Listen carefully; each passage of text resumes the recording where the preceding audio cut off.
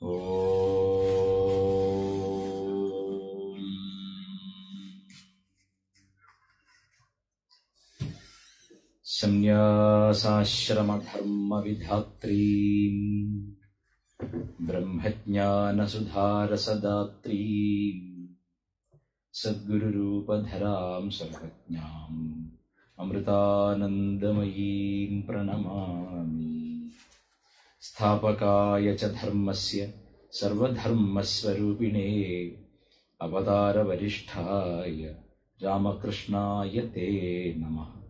മൂകം കരോതി വാചാലം പങ്കും ലംഘയത്തെ ഗിരിം യത്കൃപാതമഹം വന്ദേ പരമാനന്ദമാധവം. ബ്രഹ്മചര്യവ്രതേ ദണ്ഡീ സർവവേദാന്തപണ്ഡിതഃ ശ്രീമദ്വിവേകയോഗീ മാം പ്രചോദയതു സർവദാ. അപാര സച്ചിത്സുഖവാരിരാശേ യസ്യോർമിമാത്രം ഭുവനം സമസ്തം ഗുഹാഹിതം തം രമണം ഗഭീരം ചിന്താവിഹീനം ഹൃദി ചിന്തയാമി. സദാശിവസമാരംഭാം ശങ്കരാചാര്യമധ്യമാം അസ്മദാചാര്യപര്യന്താം വന്ദേ ഗുരുപരമ്പരാം. ശ്രുതിസ്മൃതിപുരാണാനാമാലയം കരുണാലയം നമാമി ഭഗവത്പാദശങ്കരം ലോകശങ്കരം.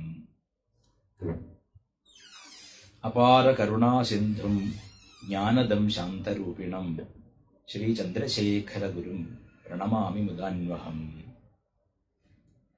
ജയ ജയ ശങ്കര ഹര ഹര ശങ്കര, ജയ ജയ ശങ്കര ഹര ഹര ശങ്കര, ജയ ജയ ശങ്കര ഹര ഹര ശങ്കര. അരുണാചല ശിവ അരുണാചല ശിവ അരുണാചല ശിവ അരുണാചല, അരുണാചല ശിവ അരുണാചല ശിവ അരുണാചല ശിവ അരുണാചല.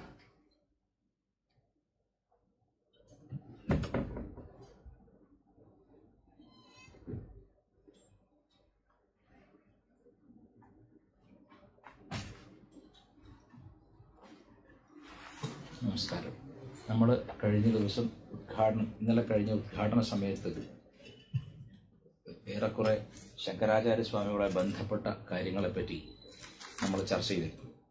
അത് വിശദമെന്ന് പറഞ്ഞുകൂടാ, ഒരുപാട് ചർച്ച ചെയ്താൽ മാത്രമേ ആചാര്യസ്വാമികളുടെ ജീവിത ചരിത്രത്തെ പറയാൻ പറ്റൂ.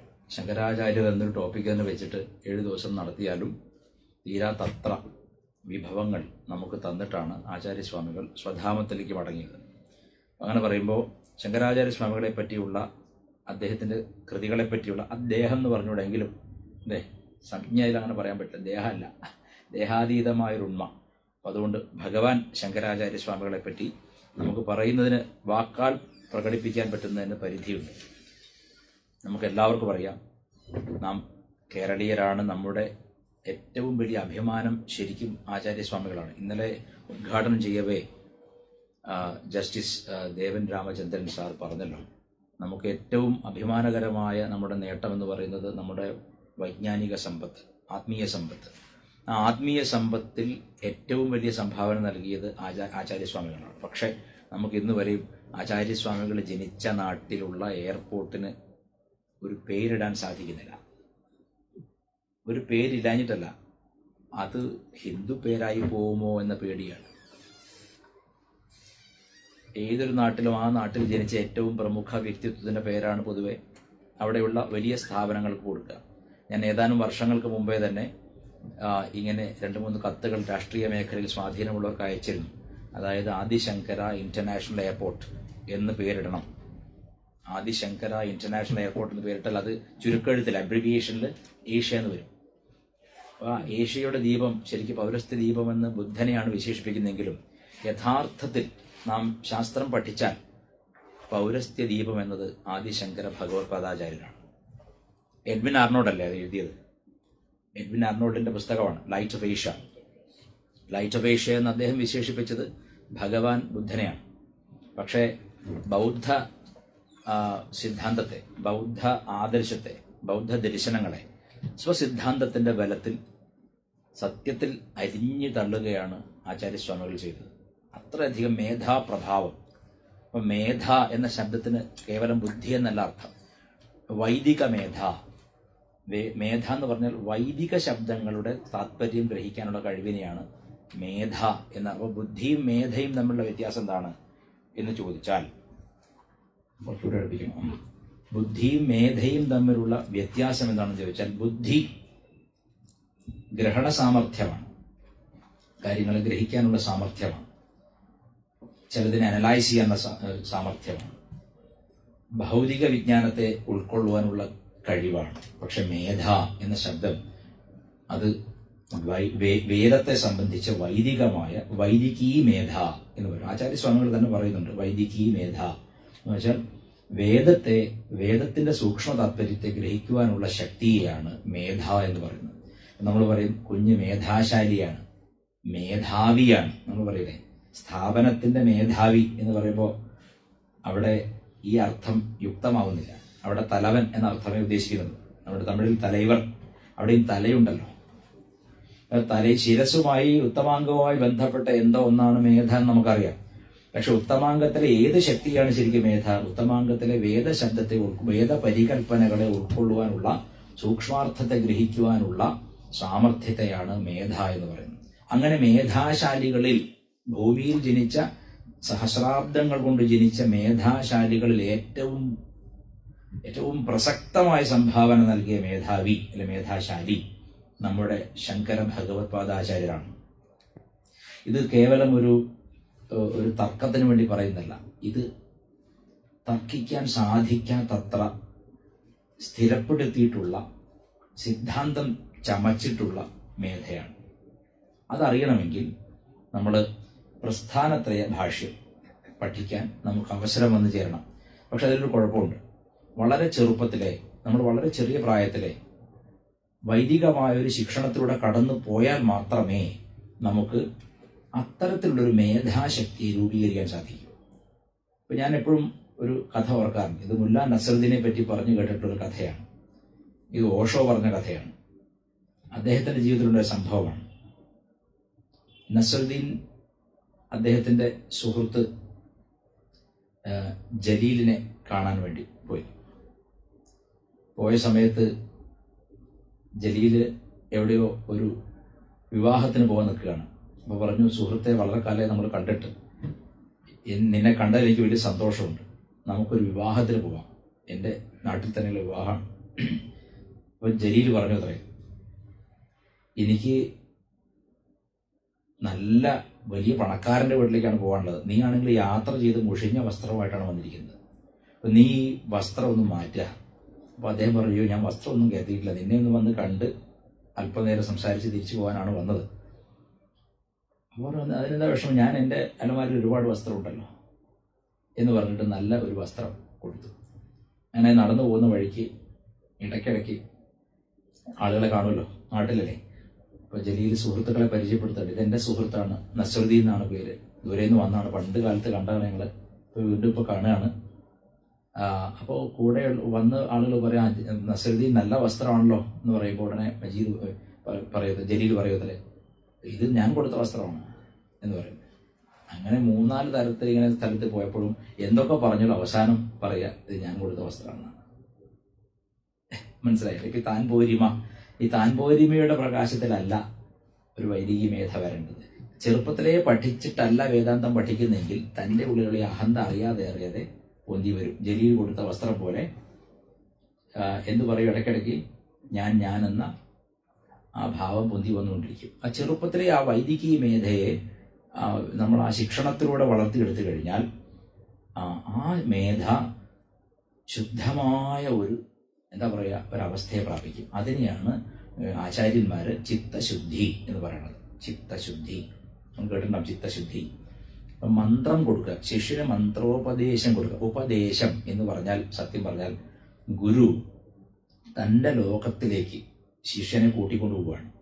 ഒരു ശാസ്ത്രം പഠിക്കുമ്പോൾ ആ ശാസ്ത്രം പഠിപ്പിക്കുക എന്ന് പറയുന്ന ഒരു സമ്പ്രദായം പണ്ടില്ല. പണ്ടുള്ളത് ശാസ്ത്ര ദീക്ഷയാണ്. ഇപ്പോഴാണ് ശാസ്ത്രം പഠിപ്പിക്കൽ. പണ്ടൊക്കെ ശാസ്ത്ര ദീക്ഷയാണ്. അതായത് ശാസ്ത്രത്തെ ശിഷ്യൻ ദീക്ഷയായി സ്വീകരിക്കുകയാണ്.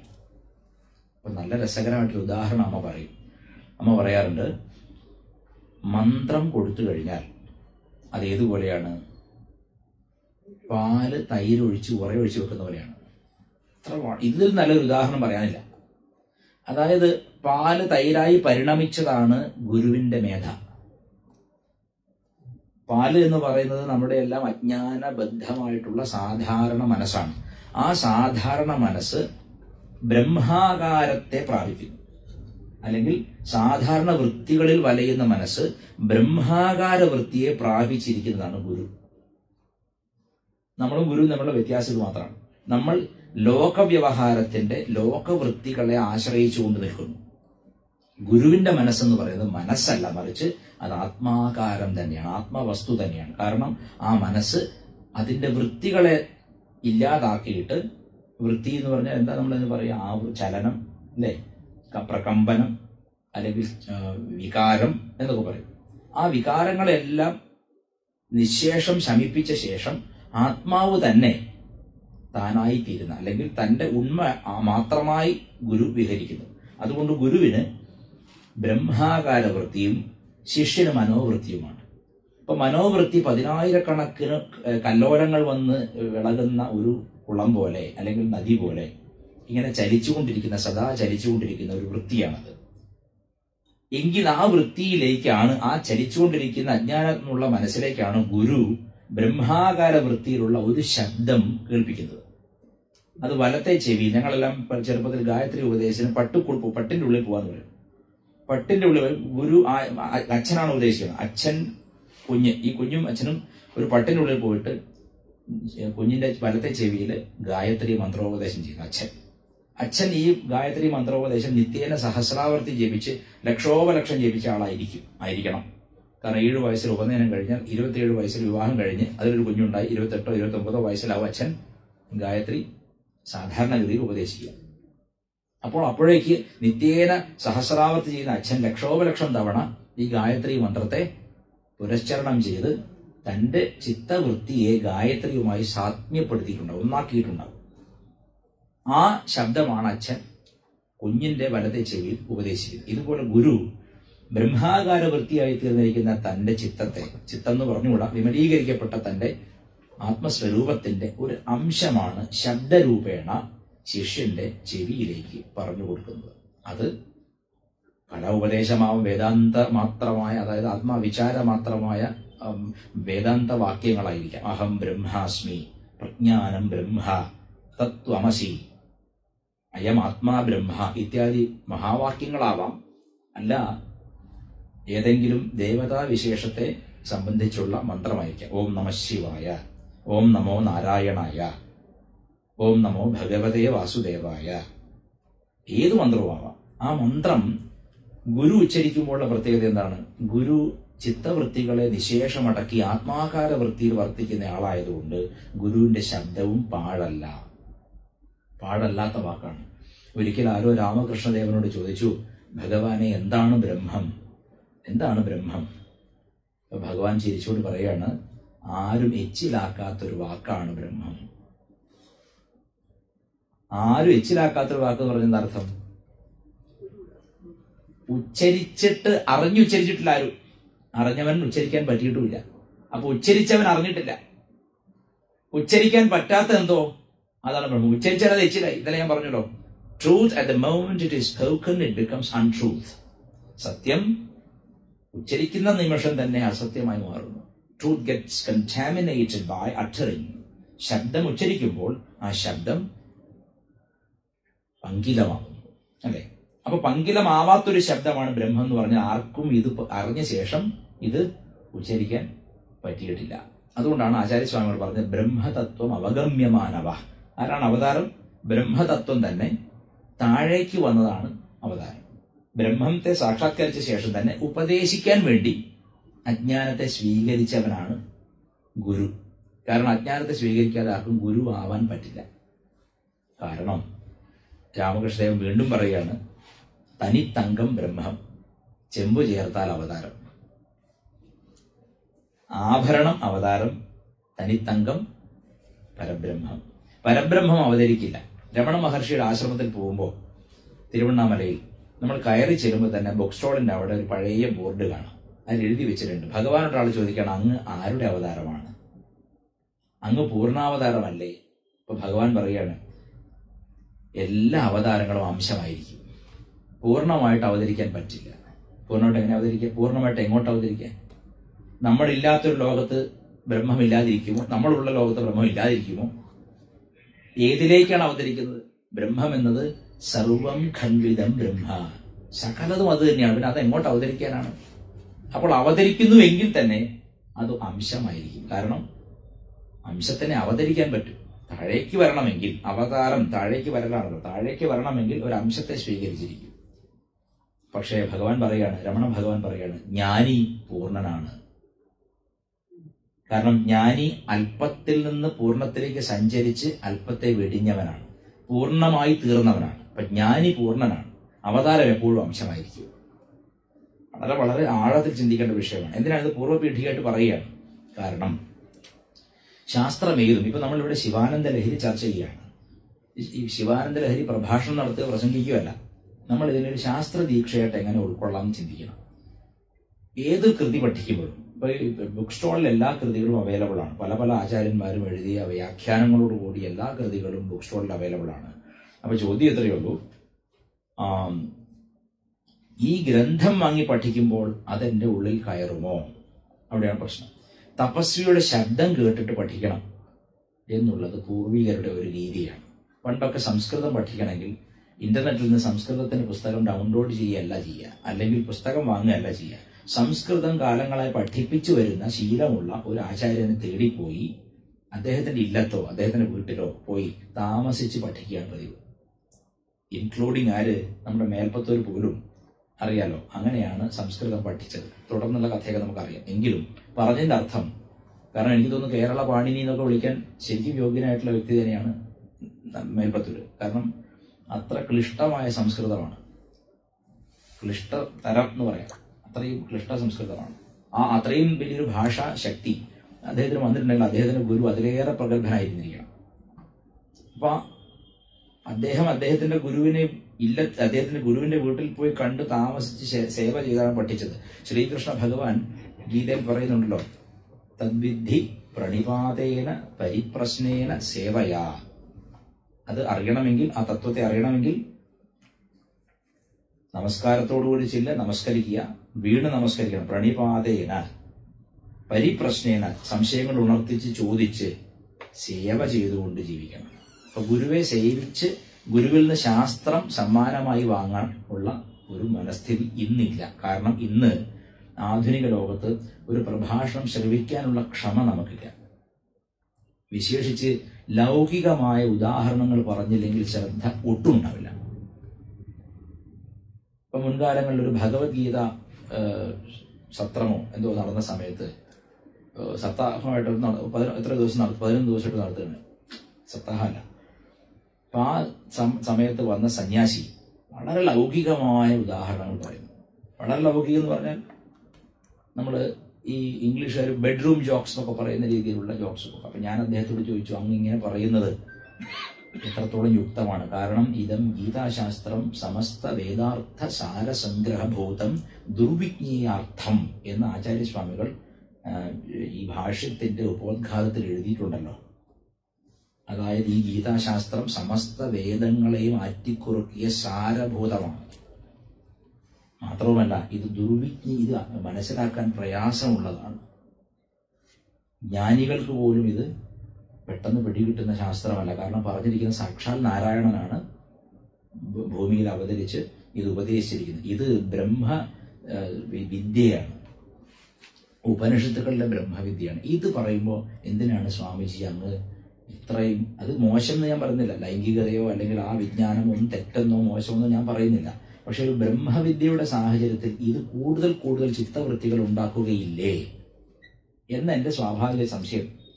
അദ്ദേഹം അന്നത് എന്നെ നിഷേധിച്ചു. അങ്ങനെയൊന്നും ഉണ്ടാവില്ല, അത് ആൾക്കാർ രസിക്കണം, കൂടുതൽ ആളുകൾ വരണം, കൂടുതൽ പേര് കേൾക്കട്ടെ എന്ന ഒരു മൾട്ടി ലെയർ മാർക്കറ്റിംഗ് സംവിധാനം പോലെയാണ് അത് പറഞ്ഞത്.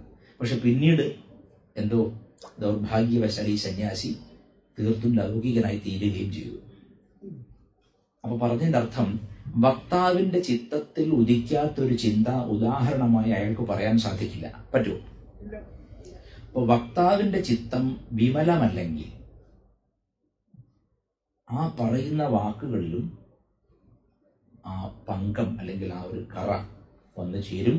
അത് ശ്രോതാവിന്റെ ഹൃദയത്തെ കൂടെ ബാധിക്കും. അപ്പൊ അതുകൊണ്ട് വക്താവും ശ്രോതാവും തമ്മിലുള്ള ഒരു ദ്വന്ദ്വം എന്ന് പറയാൻ വേണമെങ്കിൽ, അല്ലെങ്കിൽ തൈത്തിരീയ ഉപനിഷത്ത് പറയുന്ന പോലെ വിദ്യാസന്ധി, അതായത് ആചാര്യൻ ഒരു ഭാഗം, ശിഷ്യൻ മറ്റൊരു ഭാഗം, അവർ തമ്മിൽ ചേർന്ന് സന്ധി ചെയ്യുന്നത് വിദ്യ എന്ന ഫലത്തിലാണ്.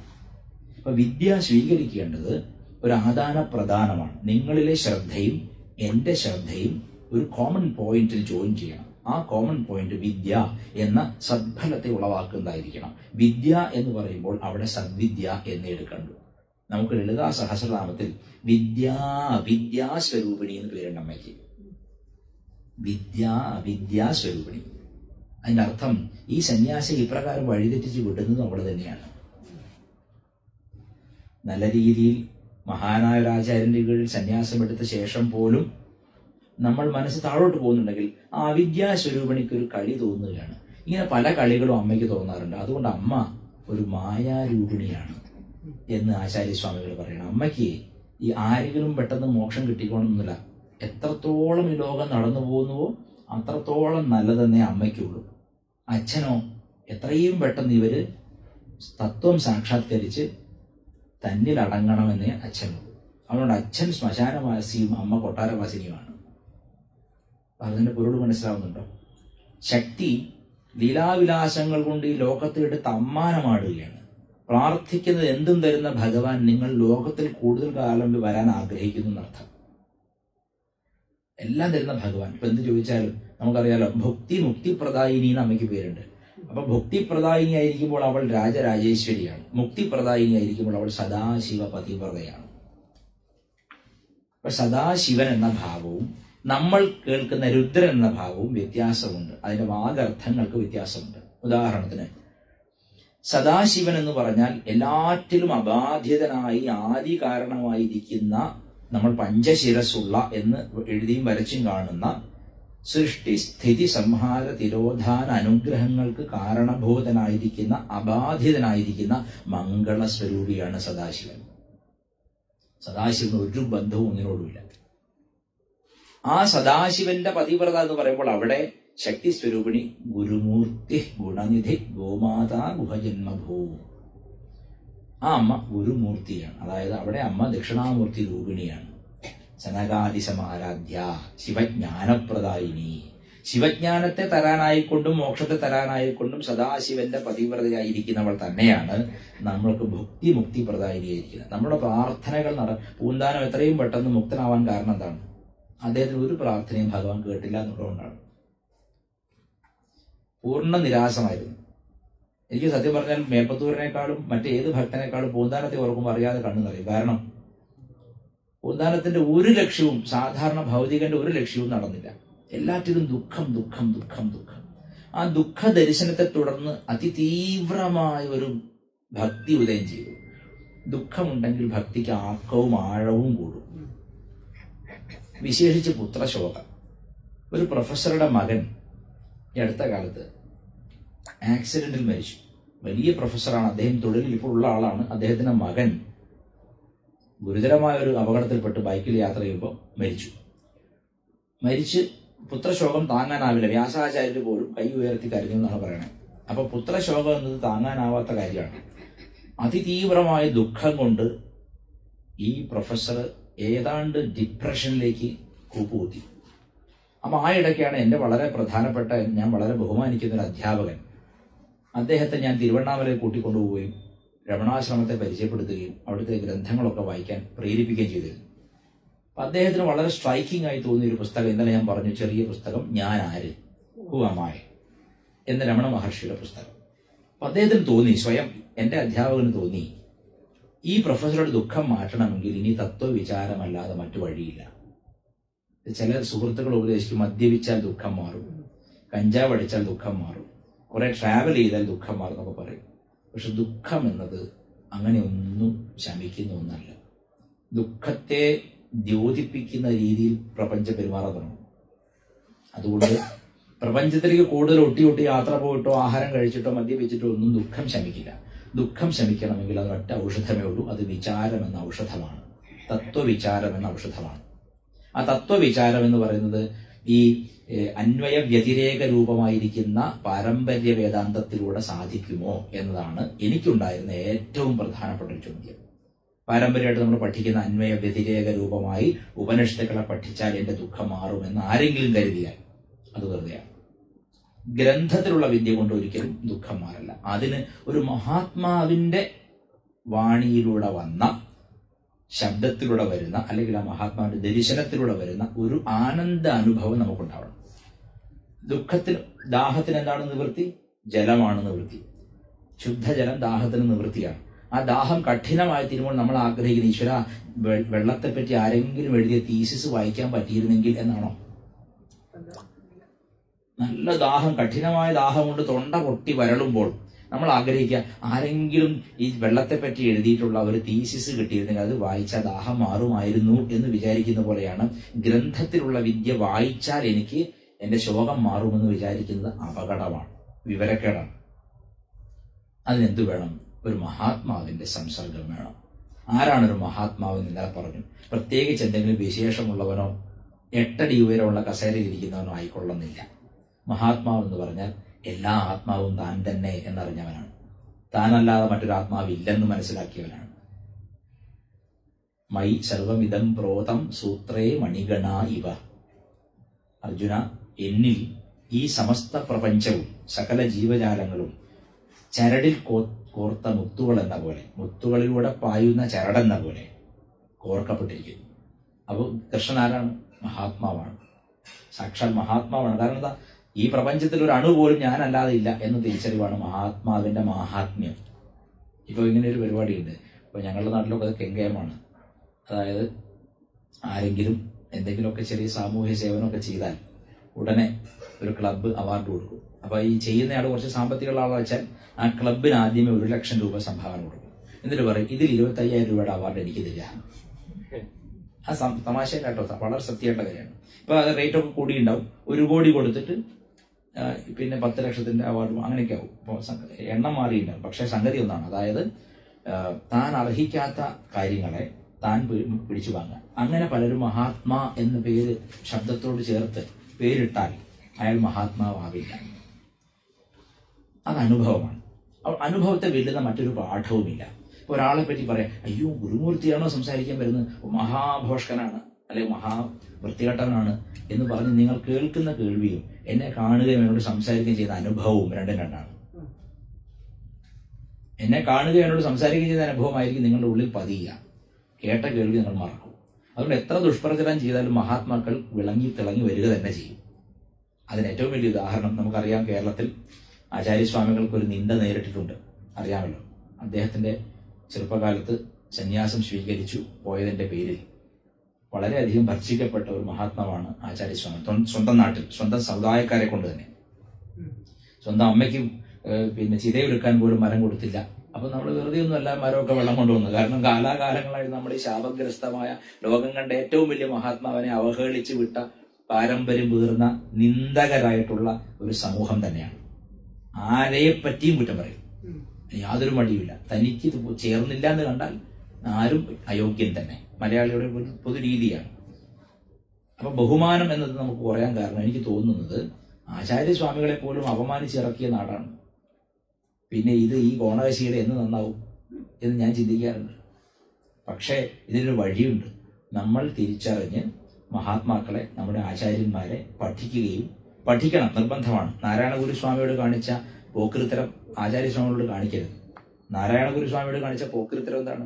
നാട് മുഴുവൻ അദ്ദേഹത്തെ സിമന്റിൽ പ്രതിമ ഉണ്ടാക്കി വെച്ചു, ഒരു അക്ഷരം പഠിച്ചില്ല ആരും. മഹാത്മാവാണ്, മഹാപണ്ഡിതനാണ്, പക്ഷെ ആരും അദ്ദേഹത്തിന് കൃതികൾ പഠിക്കുക എന്നുള്ളത് മുഖ്യ തൊഴിലായി കണ്ടില്ല. ഇദ്ദേഹത്തെ വെച്ച് എങ്ങനെ സംഘടന വളർത്താം, ഇദ്ദേഹത്തെ വെച്ചിട്ട് എങ്ങനെ കാശുണ്ടാക്കാം എന്നത് മാത്രമായിരുന്നു റിസർച്ച്. ഇത് മിക്ക സംഘടനകൾക്കും പറ്റിയിട്ടുണ്ട്. ഭാഗ്യവശാൽ കേരളത്തിൽ നിന്ന് ആചാര്യസ്വാമികളെ കാഞ്ചീപുരം ഏറ്റെടുത്തു, കർണാടകയിൽ ശൃംഗേരി ഏറ്റെടുത്തു. അതുകൊണ്ട് ഇന്നും ലോകം മുഴുവൻ ആചാര്യകൃതികൾ പഠിക്കപ്പെടുന്നു. തുറന്നു പറയാം, കേരളത്തിലായിരുന്നെങ്കിൽ അതും സിമന്റ് പ്രതിമകളിൽ ഒതുങ്ങിയേനെ. കാക്കയ്ക്ക് വിസർജനം ചെയ്യാനുള്ള ഫ്രീ കക്കൂസായി മാറിയേനെ. ഒത്തിരി നിശിതമാണ് പറയുന്നത് അറിയാം. പക്ഷെ ഇത് എല്ലാ മഹാത്മാക്കളോട് അതിൽ നിന്ന് രക്ഷപ്പെട്ട് ജീവിച്ചിരിക്കുമ്പോൾ തന്നെ രക്ഷപ്പെട്ട ഒറ്റ ആളേ ഉള്ളൂ, അത് അമൃതാനന്ദമയി ദേവിയാണ്. കാരണം അരയ സമുദായത്തിന് തട്ടിയെടുക്കാൻ പറ്റിയില്ല. അരയ സമുദായത്തിന് ആളല്ല, ലോകത്തെ എല്ലാവരെയും മക്കളെ എന്ന് വിളിച്ചു. അപ്പോ അതൊരു ഭാഗ്യമാണ്. ശരി, അപൂർവം ചിലർക്ക് ഉണ്ടാവുന്ന. അമ്മയ്ക്ക് അങ്ങനെ ചില ഭാഗ്യങ്ങളുണ്ട്. ജന്മനാട് വിട്ടു പോകേണ്ടി വന്നില്ല, ജനിച്ച വീട് വിട്ടു പോകേണ്ടി വന്നില്ല. ജനിച്ച വീട് തന്നെ ആശ്രമം. മറ്റെല്ലാ മഹാത്മാക്കളും സ്വന്തം നാട് വിട്ടു പോകേണ്ടി വന്നിട്ടുണ്ട്, എല്ലാവരും. അതൊരു ഭാഗ്യം തന്നെയാണ്, മഹാഭാഗ്യം തന്നെയാണ്. അപ്പോൾ വേദാന്തം എന്ന് പറയുന്നത് ഞാൻ കണ്ടിട്ടുള്ളത് ചട്ടമ്പി സ്വാമികൾ, അതുപോലെ ശിവപ്രഭാകര സിദ്ധയോഗി, അമ്മ രമണ മഹർഷി, നിത്യാനന്ദ ഭഗവാൻ. ഞാൻ ഇന്നലെ പറഞ്ഞല്ലോ നിത്യാനന്ദ ഭഗവാനെ പറ്റി. നായനാൻ സ്വാമി, മായിയമ്മ തുടങ്ങിയ അവധൂത ഗുരുക്കന്മാരിൽ നിന്നാണ് വേദാന്തത്തെ കണ്ടും കേട്ടും അറിഞ്ഞും പഠിക്കേണ്ടത്. അല്ലാതെ പുസ്തകത്തിൽ ദാഹത്തെ പറ്റിയുള്ള തീസിസ് എഴുതി വായിച്ചാൽ അത് ദാഹം മാറ്റില്ല എന്ന സ്പഷ്ടമായ അറിവ് നമുക്ക് വേണം. അപ്പൊ എന്തിനാണ് പിന്നെ ശിവാനന്ദ ലഹരി പഠിക്കുന്നത്? ശിവാനന്ദ ലഹരി അത്തരത്തിലൊരു വേദാന്ത കൃതിയല്ല, മറിച്ച് നമുക്ക് ഈശ്വരഭാവത്തിൽ ഒന്നിനോട്, അല്ലെങ്കിൽ ഈശ്വരഭാവം എന്ന് വിളിക്കുന്ന ശബ്ദത്തോട്, ഈശ്വര ശബ്ദത്തോട് പ്രതിപത്തി ഉണ്ടാക്കാനും പ്രണയം ഉണ്ടാക്കാനും ഒക്കെ വേണ്ടിയാണ് ഇത്തരം കൃതികൾ. ആ പ്രേമത്തിലൂടെ നമ്മൾ മനസ്സിനെ പിടിക്കും. ഈശ്വരനോട് പ്രേമം വരണം, അല്ലാതെ ഒരിക്കലും നമുക്ക് വേദാന്തം ഒന്നും ഗ്രഹിക്കാൻ സാധിക്കില്ല. മനസ്സിന് സൂക്ഷ്മതയില്ലാത്തവർ ഈ വിദ്യ പഠിച്ചാൽ എന്തുണ്ടാവുമെന്ന് ഗീത സ്പഷ്ടമായി 2-ാം അധ്യായത്തിൽ പറയുന്നുണ്ട്. എന്താണ് ആ സ്പഷ്ടമായ വാക്ക്? ബലഹീനനും ദുർബലനും അജിതേന്ദ്രിയനുമായവൻ ഈ വിദ്യ എന്ന് കൈകാര്യം ചെയ്യാൻ തുടങ്ങിയോ അന്ന് ഈ വിദ്യ നഷ്ടമായി. 4-ാം അധ്യായം അല്ലേ? 4-ാം അധ്യായം. അപ്പൊ ബലഹീനനും ദുർബലനും അജിതേന്ദ്രിയനുമായവൻ വേദാന്ത ശാസ്ത്രത്തെ കൈകാര്യം ചെയ്യും, വേദത്തെയും വേദാന്തത്തെയും കൈകാര്യം ചെയ്യാൻ തുടങ്ങിയപ്പോൾ ആ ശാസ്ത്രമില്ലാതെ. അതിന്റെ പ്രഥമ ലക്ഷണം എന്താണ്? ഏതൊരു വിദ്യയും പഠിക്കാനുള്ള അടിസ്ഥാനപരമായ യോഗ്യത വിവേകാനന്ദ സ്വാമി പറഞ്ഞതാണ്. എന്ത്? ഹെൽത്ത്, ആരോഗ്യം. അത് ഇപ്പൊ പഠിക്കേണ്ടതാണ്. അപ്പോ നല്ല ചുറുചുറുക്കുള്ളപ്പോൾ പഠിക്കേണ്ടതാണ്. അയ്യോ ഞങ്ങൾ പ്രായമായിപ്പോ ഞങ്ങളിനി എന്ത് ചെയ്യും? ചുറുചുറുക്ക് എന്നത് മാനസികാരോഗ്യം കൂടിയാണ്. ആ മാനസികമായി നല്ല ചുറുചുറുക്കുണ്ടെങ്കിൽ ഏത് ശാസ്ത്രവും പഠിക്കാം. വിവേകാനന്ദ സ്വാമിയോട് വേദാന്ത ശാസ്ത്രം പഠിപ്പിക്കണം, ഗീതാശാസ്ത്രം പഠിപ്പിക്കണം എന്ന് പറഞ്ഞിട്ട് കുറെ കുട്ടികൾ, ചെറുപ്പക്കാർ കുട്ടികൾ അദ്ദേഹത്തിന് സ്വാമിയുടെ അടുത്ത് ചെന്നപ്പോൾ സ്വാമി അവരുടെ കയ്യിലെ മസിൽസ് ഒക്കെ ഞാൻ പിടിച്ചു നോക്കിയിട്ട് പറഞ്ഞു, നിങ്ങൾ പോയി ഫുട്ബോൾ കളിക്കുക, പക്ഷെ ആരോഗ്യം ഉണ്ടാക്കുക. ത്യജിക്കാൻ എന്തെങ്കിലും ആരോഗ്യമെങ്കിലും വേണ്ടേ? ആരോഗ്യം ഉണ്ടാക്കിയെടുക്കുക, എന്നാൽ നിങ്ങൾക്ക് ഗീത നന്നായി മനസ്സിലാവും. Go and play football and that shall explain Gita better. ഇതാണ് സ്വാമിയുടെ വാക്ക്. നമ്മുടെ നാട്ടിലെ യുക്തിവാദികളൊക്കെ കൂടി എന്താക്കി? ഫുട്ബോൾ കളിച്ചാൽ മതി, ഗീത പഠിക്കേണ്ടെന്നാക്കി. അങ്ങനെയല്ല. Go and play football, that shall explain Gita better. Gita നന്നായി മനസ്സിലാവും എപ്പോ? നല്ല ആരോഗ്യമുള്ളൊരു ശരീരമുണ്ടാവും. ആദ്യം നിങ്ങൾ ആരോഗ്യം ഉണ്ടാക്കിയെടുക്കൂ. ഞാൻ എപ്പോഴും പറയുന്നൊരു കാര്യമാണ്, ആരോഗ്യം ഏറ്റവും ക്ഷയിച്ച മതം ഹിന്ദു മതമാണ്. കാരണം മൺറോ എന്നൊരാൾ 1811കളിലാണ്, 1811 മുതലുള്ള സമയത്താണെന്ന് എന്റെ ഓർമ്മ. മൺറോ എന്നൊരു സാഹിബിനെ പറ്റി കേട്ടിട്ടുണ്ടല്ലോ. മൺറോ തുരുത്തു എന്നൊക്കെ പറഞ്ഞ സ്ഥലങ്ങളൊക്കെ ഉണ്ട് കൊല്ലത്തല്ലേ? അവ ഈ മൺറോ, ഞാൻ ഈ പതിഞ്ഞ ശബ്ദം സംസാരിക്കുന്ന നമ്മൾ വലിയൊരു വേദിയിലല്ല ഇരിക്കുന്നത്, അടുത്തടുത്തിരിക്കുന്നതാണ്. വലിയ ഒച്ചത്തിൽ പറയണ്ടല്ലോ. എനിക്കും ശ്രമം കുറവാണ്, നിങ്ങൾക്കും ചെവിക്ക് സ്വൈര്യം കിട്ടും. അപ്പോ ഈ മൺറോ എന്ന് പറഞ്ഞ ദുഷ്ടൻ എന്ത് ചെയ്തു? കേണൽ മൺറോ എന്താ അയാൾ ചെയ്തതെന്നറിയോ? അയാൾ ഈ ബ്രിട്ടീഷുകാരനാണ്. അയാൾ നന്നായിട്ട് പഠിച്ചു ഇവിടുത്തെ ഹിന്ദുക്കളെ. ഇപ്പൊ നായന്മാരെന്നൊക്കെ പറഞ്ഞാൽ നല്ല 6 അടി ഉയരം, നല്ല വിരിഞ്ഞ മാറിടം, നല്ല ശരീരം, നല്ല പുഷ്ടി, എല്ലാം നല്ല യോദ്ധാക്കളാണ്. തിരുവനന്തപുരത്തെ പട, തിരുവിതാംകൂറിന്റെ പട എന്നൊക്കെ പറഞ്ഞാൽ വളരെ, എനിക്ക് തോന്നുന്നു അതിലെ ഏറ്റവും മോശം സാമൂതിരിയുടെ പടയായിരിക്കും. ബാക്കി എല്ലാ ഹിന്ദു രാജാക്കന്മാരും അത്യാരോഗ്യമുള്ളവരാണ്. ചെറുപ്പത്തിൽ തന്നെ ആ രാജഭരണം ഏറ്റെടുക്കുന്നത്. സാമൂതിരിയൊക്കെ 90 വയസ്സിലാണ് ഭരണം ഏറ്റെടുക്കുന്നത്. പിന്നെ മരുമകനാണ് ഭരിക്കുന്നത്. അറിയാലോ എന്റെ വിഷമം എന്തെന്നുള്ള. അപ്പം അതുകൊണ്ട് തന്നെ ഇന്ത്യ അടിമത്തത്തിലേക്ക് പോകാനുള്ള ദ്വാരമായി കോഴിക്കോട് തീരുകയും ചെയ്തു. ഇന്ത്യ മുഴുവൻ അടിമത്തത്തിലേക്ക് പോയത് കോഴിക്കോട് എന്ന ദ്വാരത്തിലൂടെയാണ്. ശരിയല്ലേ? അതെ. There is a historic background, a backdrop of what had happened earlier. When the British rule came to India, we didn't realize it is going to enslave us. നമ്മളെ ഇത് ഭരിച്ച് നശിപ്പിക്കാൻ പോവാണ്, നമ്മളെ അടിമകളാക്കാൻ പോവാണെന്ന് നമ്മൾ തിരിച്ചറിഞ്ഞില്ല. അത് തിരിച്ചറിയണമെങ്കിൽ ആ രാജാവിന് എന്ത് വേണം? മിനിമം ആരോഗ്യം വേണം. Am I right? സത്യല്ലേ? ആരോഗ്യമില്ലാത്ത രാജാവിന് അത് തിരിച്ചറിയാൻ പറ്റില്ല. ആരോഗ്യമില്ലാത്ത രാജാവ് എപ്പോഴും എന്താ ചിന്തിക്കുക വെച്ചാൽ, ഏതായാലും എന്റെ കാലം കഴിയാനായി, പരമാവധി സ്വത്ത് കൂട്ടുക, അതിനാരാണോ കച്ചവടത്തിന് വരുന്നത് അവരെ സ്വീകരിച്ച് കച്ചവടം ചെയ്യുക. മക്കളെയോ മരുമക്കളെയോ ആരെയാണെന്ന് വെച്ചാൽ വിവാഹം ചെയ്തു കൊടുക്കുക. അന്യമതസ്ഥർക്കായാലും എന്ന രീതിയിൽ ഒരു നിലപാടെടുത്തത് കൊണ്ടല്ലേ, എന്റെ ചിന്തയാണ്. It may be a little outrageous, but still there is a truth behind what I say. ഞാൻ പറയുന്നതിന് പിന്നിലൊരു സത്യമുണ്ട്. എന്താണ്? ഈ പറഞ്ഞ പോലെ ആരോഗ്യമില്ലാത്തൊരു രാജാവ് ഒരു കച്ചവടക്കാരനെ കണ്ടതിന്റെ ദുരന്തമല്ലേ ഭാരതം എത്രയോ വർഷങ്ങൾ അടിമത്തത്തിലേക്ക് പോയി. ഈ മൺട്രോ എന്ത് ചെയ്തു എന്നറിയോ? തിരുവിതാംകൂറിൽ നോക്കിയപ്പോഴാണ് മൺട്രോയ്ക്ക് ആരോഗ്യമുള്ള യോദ്ധാക്കൾ, പടയാളികൾ, ഹിന്ദു പടയാളികൾ, അതായത് കളരി ഭഗവതി, വടക്കം കേരളത്തിലുണ്ട്. കോഴിക്കോട് വിട്ട് കഴിഞ്ഞാൽ കണ്ണൂർ ആ ഭാഗത്തൊക്കെ നല്ല യോദ്ധാക്കളായിട്ടുള്ള എല്ലാ വിഭാഗക്കാരും, ഈഴവ വിഭാഗത്തിലും മറ്റേ നായർ വിഭാഗത്തിലും ഒക്കെ നല്ല പടയാളികളുണ്ടായിരുന്നു. ഈ നല്ല പടയാളികളെ എങ്ങനെയാണ് ഹിന്ദുക്കൾ സൃഷ്ടിച്ചെടുക്കുന്നത്? ഒരു നാട്ടിലെ സ്വതന്ത്ര പടയാളികളെ ആദ്യം ഒതുക്കിയില്ലെങ്കിൽ അത് ബ്രിട്ടീഷ് റൂളിന് വലിയ പ്രതിരോധം സൃഷ്ടിക്കും. അത് വരാൻ പാടില്ല. അപ്പൊ എങ്ങനെ പ്രതിരോധമില്ലാത്ത ദുർബലമായ ഒരു ജനതയെ ഉണ്ടാക്കിയെടുക്കാം? അതിന് 2 കാര്യങ്ങൾ ചെയ്യണം എന്ന് മൺട്രോ കണ്ടെത്തി. ഒന്നാമത്തെ കാരണം എന്ന് പറയുന്നത് അവരുടെ ആയോധന കലകളെ നിയന്ത്രിക്കുക. പണ്ട് നമുക്കറിയാം എല്ലാ നാട്ടിലും 3ഉം 4ഉം കളരി ഉണ്ടായിരുന്നു. അതിലെല്ലാ വിഭാഗം ആളുകളും പോയിട്ട് കുഴിക്കളരിയിലും മറ്റും കളരി അഭ്യസിക്കാത്തവർ കുറവാണ് പണ്ട്. അപ്പൊ ആദ്യം നമ്മുടെ ആരോഗ്യം, ഹിന്ദുക്കൾക്ക് പൊതുവായി കളിക്കാനുള്ള ആരോഗ്യം ഉണ്ടാകുന്ന ഇടങ്ങളെ സർക്കാർ ആയുധ നിയമപ്രകാരം നിയന്ത്രിക്കാൻ തുടങ്ങി. സ്വകാര്യമായിട്ട് ആരും ആയുധങ്ങൾ കൈവശം വെക്കാൻ പാടില്ല എന്ന് പറഞ്ഞ് കളരികളെ മുഴുവൻ നശിപ്പിച്ചു. സ്റ്റേറ്റിന്റെ മർദ്ദനോപാധിയായിട്ടുള്ള പോലീസ് മതി, പിന്നെ വ്യക്തിഗതമായിട്ട് അല്ലെങ്കിൽ കുടുംബപരമായിട്ട് കുടുംബക്കളരികൾ വേണ്ട. അതിലെന്തായി? ഹിന്ദു ആരോഗ്യമില്ലാത്തവനായി. 2, ഇവരെവിടുന്ന സ്വത്ത് വരുന്നത്? ഇവന്റെ സ്വത്തിന്റെ സഞ്ചയം എന്ന് പറയുന്നത് ഇവന്റെ ക്ഷേത്രങ്ങളാണ്. അപ്പൊ ഇവന്റെ ക്ഷേത്രങ്ങളെ ആദ്യം നിയന്ത്രിക്കണം. ഈ ദേവസ്വം ബോർഡ് എന്ന് നമ്മൾ ഇന്ന് വിളിക്കുന്നതിന്റെ പൂർവ്വരൂപം ഉണ്ടാക്കിയ ആള് മൺട്രോ ആണ്. എന്തിനാണ് മൺട്രോ അത് സൃഷ്ടിച്ചത്?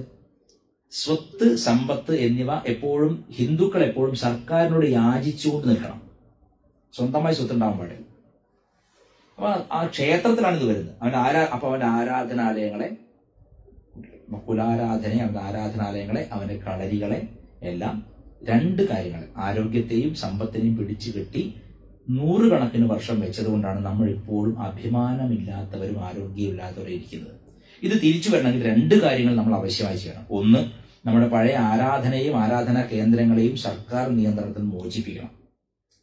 2, ആയോധനാ രീതികളെ പുനരാവിഷ്കരിക്കണം. ഇന്ന് കാലത്ത് ബ്രിട്ടീഷുകാരില്ല. പക്ഷെ എന്തിനാണ് ആരോഗ്യം കൊണ്ടുനടക്കേണ്ടത്? ആരോഗ്യം എല്ലാവരുടെ അവകാശമല്ലേ? കളരി നമ്മുടെ പരമ്പരാഗത ആയോധന മുറയല്ലേ? അത് ആരെയും ആക്രമിക്കാനല്ല, സ്വയം സ്വാസ്ഥ്യത്തിലും ആരോഗ്യത്തിലും നിൽക്കാനാണെന്ന് കരുതി കളരി അഭ്യസിക്കാൻ നമ്മുടെ ചെറുപ്പക്കാരെ സർക്കാർ അനുമതിയോടുകൂടി തന്നെ തയ്യാറാക്കണം. അത് ആർക്കെതിരെയും യുദ്ധം ചെയ്യാൻ, ആരുടെയും കഴുത്ത് വെട്ടാനല്ല. ദൗർബല്യമുള്ള, ആരോഗ്യമില്ലാത്തൊരു ജനതയുടെ സ്വത്ത് ആരോഗ്യമുള്ളവ കൊണ്ടുപോകും എന്നുള്ളതാണ് ബ്രിട്ടീഷുകാർ പഠിപ്പിച്ച പാഠം. ആരോഗ്യമില്ലാത്തൊരു ജനതയുടെ സ്വത്ത് മുഴുവൻ, അത് ശശി തരൂർ, എന്താ കോൺഗ്രസ് MP ആയാലും എന്തായാലും ശശി തരൂർ വളരെ വിശദമായിട്ട് അവിടെ പോയിട്ട് അവരുടെ ബ്രിട്ടീഷ് പാർലമെന്റിൽ സുദീർഘമായൊരു പ്രസംഗം നടത്തി. എത്ര കോടി കൊള്ളയടിച്ചു കേട്ടിരിക്കുമല്ലോ. അത് നല്ല ഗംഭീര പ്രസംഗമാണ്. അദ്ദേഹത്തിന് അത് കമന്റബിൾ, അദ്ദേഹത്തെ തീർച്ചയായിട്ടും ശ്ലാഘിക്കേണ്ടുന്ന പ്രസംഗമായിരുന്നു. കണക്കെടുത്തിട്ട് നിങ്ങൾ വരുമ്പോൾ ഇന്ത്യയുടെ GDP എത്ര, നിങ്ങൾ പോകുമ്പോൾ എത്ര, സമ്പന്നമായൊരു ജനതയെ കൊന്നു കൊലവിളിച്ചും കൊള്ളയടിച്ചും ആരോഗ്യം കെടുത്തി നശിപ്പിച്ച മെത്തോഡിക് എന്ന് പറയും, മെത്തോഡിക് ഡിസ്ട്രക്ഷനാണ് നടത്തിയിട്ടാണ് അവർ പോയത്. അത് തിരിച്ചു കൊണ്ടുവരാൻ ഈ 2 കാര്യങ്ങളും വരണം. ഈ 2 കാര്യങ്ങളും ഹിന്ദുക്കളുടെ കയ്യിൽ വന്നാൽ ഏത് സർക്കാർ ഭരിച്ചാലും നമ്മെ തൊടാൻ ഭയക്കും. ഇത് സൂത്രവാക്യം പോലെ മനസ്സിലിരിക്കട്ടെ. ഇനി ഞാൻ പറഞ്ഞ വിഷയത്തിലേക്ക് വരാം. ഇതിന് അല്പം ദൂരെ പോയതിന് കാരണം നമ്മൾ ആരോഗ്യമില്ലാതെ ഇത് കേട്ടിട്ടും കാര്യമില്ല എന്ന് പറയാനാണ്. ചുറുചുറുക്കും ആരോഗ്യവും നേടിയെടുത്താൽ മാത്രമേ അറിവ് സമ്പാദിക്കാൻ സാധിക്കൂ. എനിക്ക് തോന്നുന്നു ചിന്മയാനന്ദ സ്വാമിയെ പോലുള്ള ആളുകളൊക്കെ ഈ ഗീതാശാസ്ത്ര ഇത്രയധികം പ്രചരിപ്പിക്കാനുള്ള ആവേശം വരാൻ കാരണം ബേസിക് റീസൺ ഇസ് അദ്ദേഹത്തിന്റെ ആരോഗ്യമാണ്. അദ്ദേഹം വളരെ ആരോഗ്യവാനായിരുന്നു. ഒരുപക്ഷെ മരണത്തിന് തൊട്ട് മുമ്പ് വരെ വളരെ ആരോഗ്യവാനായിരുന്നു. വിവേകാനന്ദ സ്വാമികൾ ആരോഗ്യവാനായിരുന്നു. അപ്പൊ ഇന്ത്യ മുഴുവൻ നടന്നുപോയ ശങ്കരാചാര്യരുടെ ആരോഗ്യത്തെപ്പറ്റി ഞാൻ പ്രത്യേകം പറയേണ്ട കാര്യമില്ല. ദിഗ്വിജയം എന്ന് പറഞ്ഞാൽ നടന്നിട്ടാണ്. ഇന്നത്തെ ഒരു ഫ്ലൈറ്റില്ല, കാറിലൊന്നുമില്ല. ആരോഗ്യം എന്നത് വേദാന്ത ശാസ്ത്രത്തെ പഠിക്കുവാനുള്ളൊരു യോഗ്യതയായിട്ട് ആരും കാണുന്നില്ല. ഇപ്പൊ എല്ലാം ചിന്തിക്കുന്നത് റിട്ടയർമെന്റിന് ശേഷം അല്പം സമയം ചെലവഴിക്കാൻ വേണ്ടി വിവേക ചൂടാമണി വായിച്ചു കളയാം. തിരുവിതാംകൂറിലെ ഒരു ഭാഷയുണ്ടല്ലോ, കേട്ടു കളയാം, വായിച്ചു കളയാം, കണ്ടു കളയാം, വായിച്ചു കളഞ്ഞു, കേട്ടു കളഞ്ഞു, അല്ലെ? അങ്ങനെ കളയാനുള്ളതൊന്നല്ല, ഗ്രഹിക്കാനുള്ളതാണ്. മേധയാണ് വേണ്ടത്, ഗ്രഹിച്ചു നിർത്തണം, വൈദിക മേധ. അപ്പോ ശാസ്ത്രത്തെ ദീക്ഷയായി സ്വീകരിക്കുക എന്ന് പറഞ്ഞാൽ ഈ ശാസ്ത്രത്തിന്റെ ലക്ഷ്യമായിട്ടുള്ള ബ്രഹ്മാകാരത്തെ, തന്റെ ചിത്തത്തെ ഒന്നാക്കി തീർത്ത് ബ്രഹ്മാകാര വൃത്തിയിൽ വർത്തിക്കുന്ന ഒരു ഗുരു ജിജ്ഞാസുവായ ഒരു ശിഷ്യനോട് പറയുന്ന വാക്കുകൾ ഉഴുതുമറിച്ച നിലത്ത് ഇട്ട വിത്ത് പോലെ മുളച്ചു പൊട്ടിക്കോളും. ആ മണ്ണ് ആരോഗ്യമുള്ളതായിരിക്കണം. കെമിക്കൽസ് അധികമുള്ള മണ്ണായിരിക്കരുത്, അമ്ല സ്വഭാവമുള്ള മണ്ണായിരിക്കരുത്. ഇതൊക്കെ മനസ്സിന്റെ വികാര വിക്ഷോഭങ്ങളാണ് പറയുന്നത്. ആ വികാര വിക്ഷോഭങ്ങൾ അടങ്ങി എനിക്ക് സത്യം അറിയണം എന്ന് ആഗ്രഹിക്കുന്ന കുഞ്ഞിന്, ശിഷ്യന് ബ്രഹ്മാകാര വൃത്തിയിൽ വർത്തിക്കുന്ന ഈശ്വര അവതാര സ്വരൂപിയായ ഗുരു ഉപദേശം കൊടുക്കുകയാണ്. അപ്പൊ ഈശ്വര ശബ്ദം എടുക്കുക.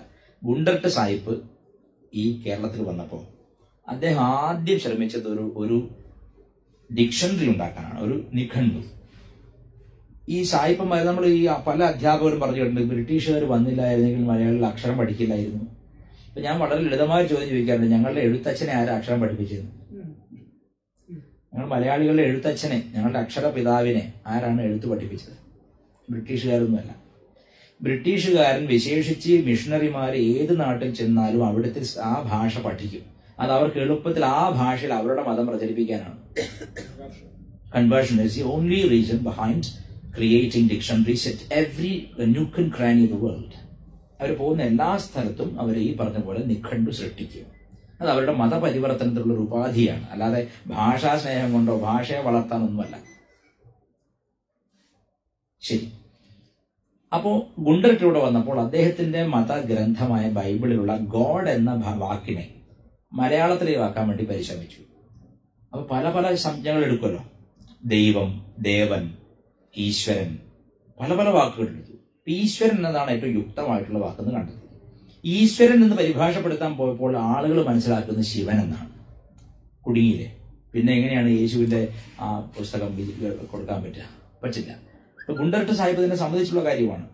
Generally in Tamil Nadu, Kerala and elsewhere in India, the term Ishvara denotes directly to Lord Shiva. എന്താ ഉദാഹരണം? വിഷ്ണു സഹസ്രനാമം വായിക്കാറുണ്ടല്ലോ. വിഷ്ണു സഹസ്രനാമത്തിന്റെ ഫലശ്രുതി പറയുന്ന ഭാഗത്ത് ഈശ്വര ഉവാച ആരെ പറ്റി പറയുന്നു? ശിവനെ പറ്റി. ആരോട് പറഞ്ഞു? പാർവതി ദേവി. പാർവതി ദേവി ചോദിച്ചു, കേനോപായേന ലഘുന, ചെറിയായ ഒരു ഉപായം കൊണ്ട് എങ്ങനെയാണ് ഈ സഹസ്രനാമത്തിന്റെ ഫലം എനിക്ക് കിട്ടുക? അപ്പൊ പറഞ്ഞു, ശ്രീരാമ രാമ രാമേതി രമേ രാമേ മനോരമേ സഹസ്രനാമ തത്തുല്യം രാമനാമ വരാനനേ. ആരാ പറഞ്ഞു? ഈശ്വര ഉവാച. ആരാ എഴുതി വെച്ചത്? വ്യാസാചാര്യര്. ശരിയല്ലേ? അപ്പൊ വ്യാസൻ പോലും ഈശ്വരൻ എന്ന് കാണുന്ന ആരാണ്?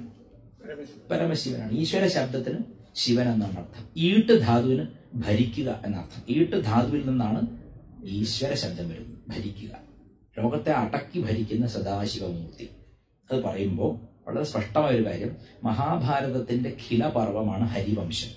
ഞാൻ എപ്പോഴും ഹരിവംശത്തിന്റെ പക്ഷക്കാരാണ്, ഭാഗവത പക്ഷക്കാരനല്ല. കാരണം ചരിത്രപരമായി പറഞ്ഞാൽ ശ്രീവൈഷ്ണവ സമ്പ്രദായത്തിന്റെ ഏറ്റവും പരമാചാര്യനായിട്ടുള്ള ശ്രീരാമാനുജാചാര്യർ അദ്ദേഹത്തിന്റെ ബ്രഹ്മസൂത്ര ഭാഷ്യം, ഉപനിഷത്ത് ഭാഷ്യം, മറ്റു പല ഭാഷ്യങ്ങളിലും ഒരിടത്തു പോലും ഭാഗവതം എന്നൊരു ഗ്രന്ഥത്തെ പരാമർശിച്ചിട്ടില്ല.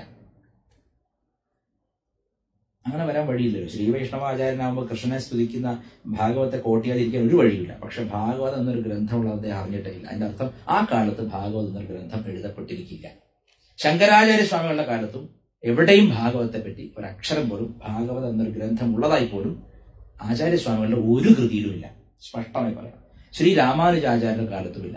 മധ്വാചാര്യരുടെ കാലഘട്ടത്തിൽ പിൽക്കാലത്താണ്, 11ാം നൂറ്റാണ്ടിന് ശേഷമാണ്, 13ാം നൂറ്റാണ്ടോടുകൂടിയാണ് ഭാഗവതം എന്ന് വരാൻ തുടങ്ങിയത്. 11ാം നൂറ്റാണ്ടിൽ ശ്രീരാമാനുജാചാര്യരുടെ പ്രശിഷ്യ പരമ്പരയിൽ ഭാഗവതം പറയുന്നുണ്ട്, പ്രശിഷ്യന്മാര്. അതിന്റെ അർത്ഥം ആ കാലഘട്ടവും കഴിഞ്ഞ ശേഷമായിരിക്കണം ഒരു പക്ഷേ ഈ കൃതി എഴുതപ്പെട്ടിരിക്കുക. വളരെ പോപ്പുലർ ആയിട്ടുള്ളൊരു ഇതെന്ന് പറയുന്നത് ജയദേവരുടെ അനുജനായിട്ടുള്ള ഗോപദേവനാണ് ഇത് എഴുതിയതെന്ന് വളരെ പ്രസക്തമായ ഒരു കാര്യം. മാത്രവുമല്ല, രസകരമായ സംഗതി, കഴിഞ്ഞ അക്ഷയ തൃതീയ ചെറിയൊരു അടി കഴിഞ്ഞിരിക്കുകയാണ്. അക്ഷയ തൃതീയയിൽ ഞാൻ പറഞ്ഞു പരശുരാമ ജയന്തിയാണെന്ന് പറഞ്ഞു. കുറെ ആൾക്കാർ താഴെ വന്നിട്ട് ഷടാന്ന് എതിർപ്പ് തുടങ്ങി. ഇതെങ്ങനെ പിന്നെ പരശുരാമൻ ഈ അമ്മയുടെ കഴുത്ത് വെട്ടിയവൻ എങ്ങനെ ഒരു അവതാരമാവും എന്നാണ് ഒരാളോട് ചോദിച്ചത്. അപ്പൊ ഞാൻ തിരിച്ചു വളരെ സിമ്പിളായി ചോദിച്ചു, അമ്മാവനെ കൊന്നവൻ എങ്ങനെ അവതാരമാവും? അങ്ങനെ ആ യുക്തി പ്രകാരമാണെങ്കിൽ എന്നോട് ചോദിച്ച യുക്തി, സ്വന്തം അമ്മയുടെ കഴുത്ത് വെട്ടിയവൻ എങ്ങനെ അവതാരമാവും? അപ്പൊ തിരിച്ച് ഞാൻ ചോദിച്ചു, സ്വന്തം അമ്മാവനെ ഇടിച്ചു കൊന്നവൻ എങ്ങനെ അവതാരമാവും? അല്ലേ? വളരെ സിമ്പിൾ ലോജിക്കാണ്. അദ്ദേഹത്തിന് അത്ര മറുപടി വരും. പക്ഷെ അതിന് വളരെ താന്ത്രികമായ സിഗ്നിഫിക്കൻസ് ഉണ്ട്. കാരണം പരശുരാമന്റെ അമ്മ രേണുക എന്ന് പറയുന്നത് തന്ത്രത്തിലെ ദശമഹാവിദ്യയിലെ ചിന്നമസ്ത എന്ന ദേവതയാണ്. ആ ചിന്നമസ്താൻ ദേവതയുടെ ചിത്രം കണ്ടിട്ടുണ്ടോ?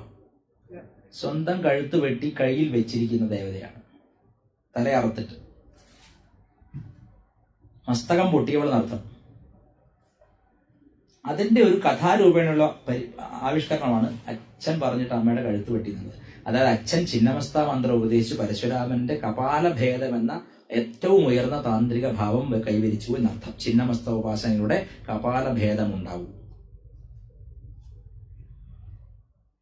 കപാലഭേദം എന്ന് പറഞ്ഞാൽ എന്താണെന്ന് വെച്ചാൽ, അമ്മയുടെ ആശ്രമത്തിൽ അമ്മയുടെ ശിഷ്യനായ സ്വാമി രാമകൃഷ്ണാനന്ദപുരി എന്ന ഒരു സന്യാസിയുണ്ട്. അദ്ദേഹം ഏതോ വലിയ പ്രമുഖനായ ഒരു വ്യക്തി അമ്മയുടെ അടുത്ത് ഇന്റർവ്യൂവിന് ചോദിച്ച മുമ്പിൽ അമ്മയുമായിട്ട് അദ്ദേഹം സംഭാഷണം ചെയ്യുമ്പോൾ പരിഭാഷകനായിട്ട് ദ്വിഭാഷിയായിട്ട് ഇദ്ദേഹം അടുത്തിരിക്കുന്നുണ്ട്. മറ്റേ ആൾ ഇംഗ്ലീഷാണ് പറയുന്നത്. അപ്പൊ അമ്മയ്ക്ക് അത് മലയാളത്തിലാക്കി കൊടുക്കുന്ന ആളാണ് ഇദ്ദേഹം. അപ്പോ ഈ സംസാരിച്ചുകൊണ്ടിരിക്കുന്ന സമയത്ത് ഒരു ഉറുമ്പ്, വലിയൊരു ഉറുമ്പ് അമ്മയുടെ സാരിയിലൂടെ അങ്ങനെ കയറിയിട്ട് അമ്മയുടെ മുടിയുടെ എവിടെ മറഞ്ഞു. അപ്പൊ ഇത് കണ്ടപ്പോൾ ഇദ്ദേഹം പെട്ടെന്ന് ആ ഉറുമ്പിനെ തേടിയിട്ട് അയാൾ ഇരിക്കെ തന്നെ അമ്മയുടെ തലയിൽ വീണ് കേട്ടപ്പോൾ ഒരു അങ്കുലം ഉള്ളിലേക്ക് പെട്ടെന്ന് ഈ വെറും തുണിയിൽ കൈയിട്ടാകേണ്ട അതുപോലെ ഉച്ചിയിൽ നിന്ന് കൈ ഇറങ്ങിപ്പോയി. അപ്പോൾ അയ്യോ എന്ന് വിളിച്ചപ്പോൾ അമ്മ അയാളോട് മിണ്ടായിരിക്കാൻ പറഞ്ഞിട്ട് ഇന്റർവ്യൂ കഴിഞ്ഞ് പോയ സമയത്ത് എന്താ നീ തലയിൽ തപ്പിയതെന്ന് ചോദിച്ചപ്പോൾ പറഞ്ഞു, അമ്മയുടെ തലയുടെ ഉച്ചിയിൽ ഒരു കഷ്ണം തലയോട്ടി കാണാനില്ല. ഉച്ചിയിൽ ഒരു കഷ്ണം തലയോട്ടി കാണാനില്ല. അമ്മ പറഞ്ഞത് അങ്ങനെയാണടാ, കുണ്ടലിനി പരിപക്വപ്പെട്ട് കഴിഞ്ഞാൽ തലയോട്ടി ഇല്ലാതാവും. ഉച്ചൻ തലയിൽ ഒരു കഷ്ണം, ഒരു ബർമുഡ ട്രയാങ്കിൾ അങ്ങോട്ട് പോകും.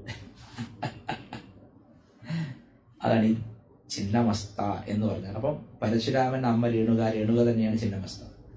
അതിന്റെ അർത്ഥം എന്താണ്? ദേവതയെ അദ്ദേഹം പരശുരാമൻ അച്ഛനിൽ നിന്ന്, ജമദഗ്നിയിൽ നിന്ന് ചിന്നമസ്തയുടെ മന്ത്രം ഉപാസിച്ച് കപാലഭേദം സംഭവിച്ചു എന്നതിനെ കഥാരൂപേണ, അതാണ് പുരാണം, കഥാകഥനമാണ്. യഥാതഥം എടുക്കരുത് പല കാര്യങ്ങളും. അത് ഇങ്ങനെയുള്ള കാര്യമാണ്. ഇത് മനസ്സിലാക്കാതെ ചില ആളുകൾ പറഞ്ഞു പരശുരാമൻ വിഷ്ണുവിന്റെ അവതാരനയല്ല. എന്താ കാര്യം? ഭാഗവതം അങ്ങനെയാണ് കാണുന്നത്. അത് ശരി, അതെന്താ കാര്യം? അതിന് വേറെ കാര്യമൊന്നും വേണ്ട. ശിവനെ ഏറ്റവും കൂടുതൽ പ്രചരിപ്പിച്ചയാള് പരശുരാമനാണ്. ആ പരശുരാമൻ വിഷ്ണുവിന്റെ അവതാരം എന്ന് പറഞ്ഞാൽ പിന്നെ ഈ ബുക്ക് എഴുതിയ കാര്യം നടക്കുമോ? മനസ്സിലാവുണ്ടോ? ശിവന്റെ ശിഷ്യനും ശിവന് വേണ്ടി രാമനോട് പോലും തല്ലുണ്ടാക്കാൻ പോയ ആളാണ് ആര്? പരശുരാമൻ. ശ്രീരാമചന്ദ്രൻ വിവാഹം കഴിഞ്ഞ് വരുന്ന സമയത്ത് വഴിയിൽ തടഞ്ഞു നിർത്തുകയാണ്. ഏതോ ഒരുത്തൻ എന്റെ ഗുരുവിന്റെ വില്ലൊടിച്ചെന്ന് കേട്ടോ, അവനെ ഞാൻ പറ്റുമെങ്കിൽ എന്നോട് യുദ്ധം ചെയ്യട്ടെ, എന്നിട്ട് എന്റെ ഗുരുവിനോട് എന്നൊക്കെ ചോദിച്ചിട്ട് അതിൽ വാൽമീകി രാമായണത്തിൽ കാണാം. അപ്പൊ അതിന്റെ പേരിൽ അപ്പൊ എന്താ കാര്യം? ശിവന് വേണ്ടി യുദ്ധം ചെയ്യാൻ തയ്യാറാണ് ആര്? വിഷ്ണുവിന്റെ 6ാമത്തെ അവതാരമായിട്ടുള്ള പരശുരാമൻ. അപ്പൊ ശ്രീകൃഷ്ണൻ എടുക്കഴിഞ്ഞു ഹരിവംശം. ഞാൻ പറഞ്ഞല്ലോ, ഹരിവംശം മഹാഭാരതത്തിന്റെ ഖിലപർവമാണ്, വ്യാസകൃതമാണ്. അത് ഭാഷ കണ്ടാൽ മഹാഭാരതത്തിൽ അതേ ഭാഷയാണ് ഖിലപർവത്തിൽ ഹരിവംശത്തിലുള്ളത്. എന്നാൽ മഹാഭാരതത്തെ ഭാഷയേ അല്ല ഭാഗവത്തിലുള്ളത്. രണ്ട്. ഇപ്പൊ ഞാനൊരു കവിത എഴുതിയാൽ ആ രീതി എന്റെ എല്ലാ കവിതയിലും ഉണ്ടാവും. അതിന്റെ ആ ഒരു ഞാൻ എഴുതിയെന്ന് മനസ്സിലാവും. കുമാരനാശാന്റെ കവിത കണ്ട പെട്ടെന്ന് മനസ്സിലാവും. വള്ളത്തോളിന്റെ ഭാഷ പെട്ടെന്ന് മനസ്സിലാവും. അതുപോലെ വ്യാസനൊരു ഭാഷയുണ്ട്. വ്യാസനെ പറ്റി തമാശയ്ക്ക് പറയാം, ചകാരപ്രിയോ വ്യാസ. ചകാരപ്രിയന, എല്ലാത്തിനും ചാണ്ടാവും എന്ന് പറയും. അപ്പൊ വ്യാസന്റെ മഹാഭാരതത്തിലെ ഗീതയിലെ ഭാഷയെ അനുവർത്തിക്കുകയാണ് ഹരിവംശം ചെയ്തത്.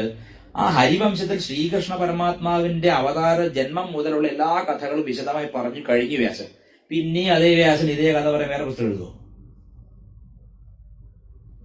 ശ്രീകൃഷ്ണന്റെ ജന്മവും ലീലകളും മറ്റ് അവതാര കൃത്യങ്ങളും വളരെ വിശദമായി തന്നെ ഹരിവംശത്തിൽ പറഞ്ഞു വെച്ചു കഴിഞ്ഞു വ്യാസൻ. സമാധാനായി. പിന്നെയും കുറെ കഴിഞ്ഞ് തോന്നുകയാണോ ഇനി ഇതേ കഥ എഴുതാൻ? ഇല്ല. അപ്പൊ അതിലൊക്കെ ചില സാങ്കത്യ കുറവുകൾ ഈ ചരിത്ര കാരണങ്ങളെ കൊണ്ട് ഉണ്ട്. ആ ഹരിവംശത്തിൽ ഹിലപർവത്തിൽ ശ്രീകൃഷ്ണൻ പറയുന്നുണ്ട്, ഞാനും ബ്രഹ്മാവും അനന്തനും തുടങ്ങി സകല ദേവന്മാരും ഈ രുദ്രന്റെ മക്കളാണ്. എന്തുകൊണ്ട് ശിവൻ ഈശ്വര ശബ്ദം വന്നു എന്നാണ് ഞാൻ പറയുന്നത്. ശ്രീകൃഷ്ണൻ പറയുന്നതായിട്ടാണ് ഹരിവംശത്തിലുള്ളത്. ഞാനും അനന്തനും ബ്രഹ്മാവും തുടങ്ങി സകല ദേവന്മാരും ഈ രുദ്രന്റെ മക്കളാണ് എന്ന് പറയുന്നത്. അവിടെ സ്പഷ്ടമായി പറയാം. ഹരിവംശം വായിക്കണം കേട്ടോ.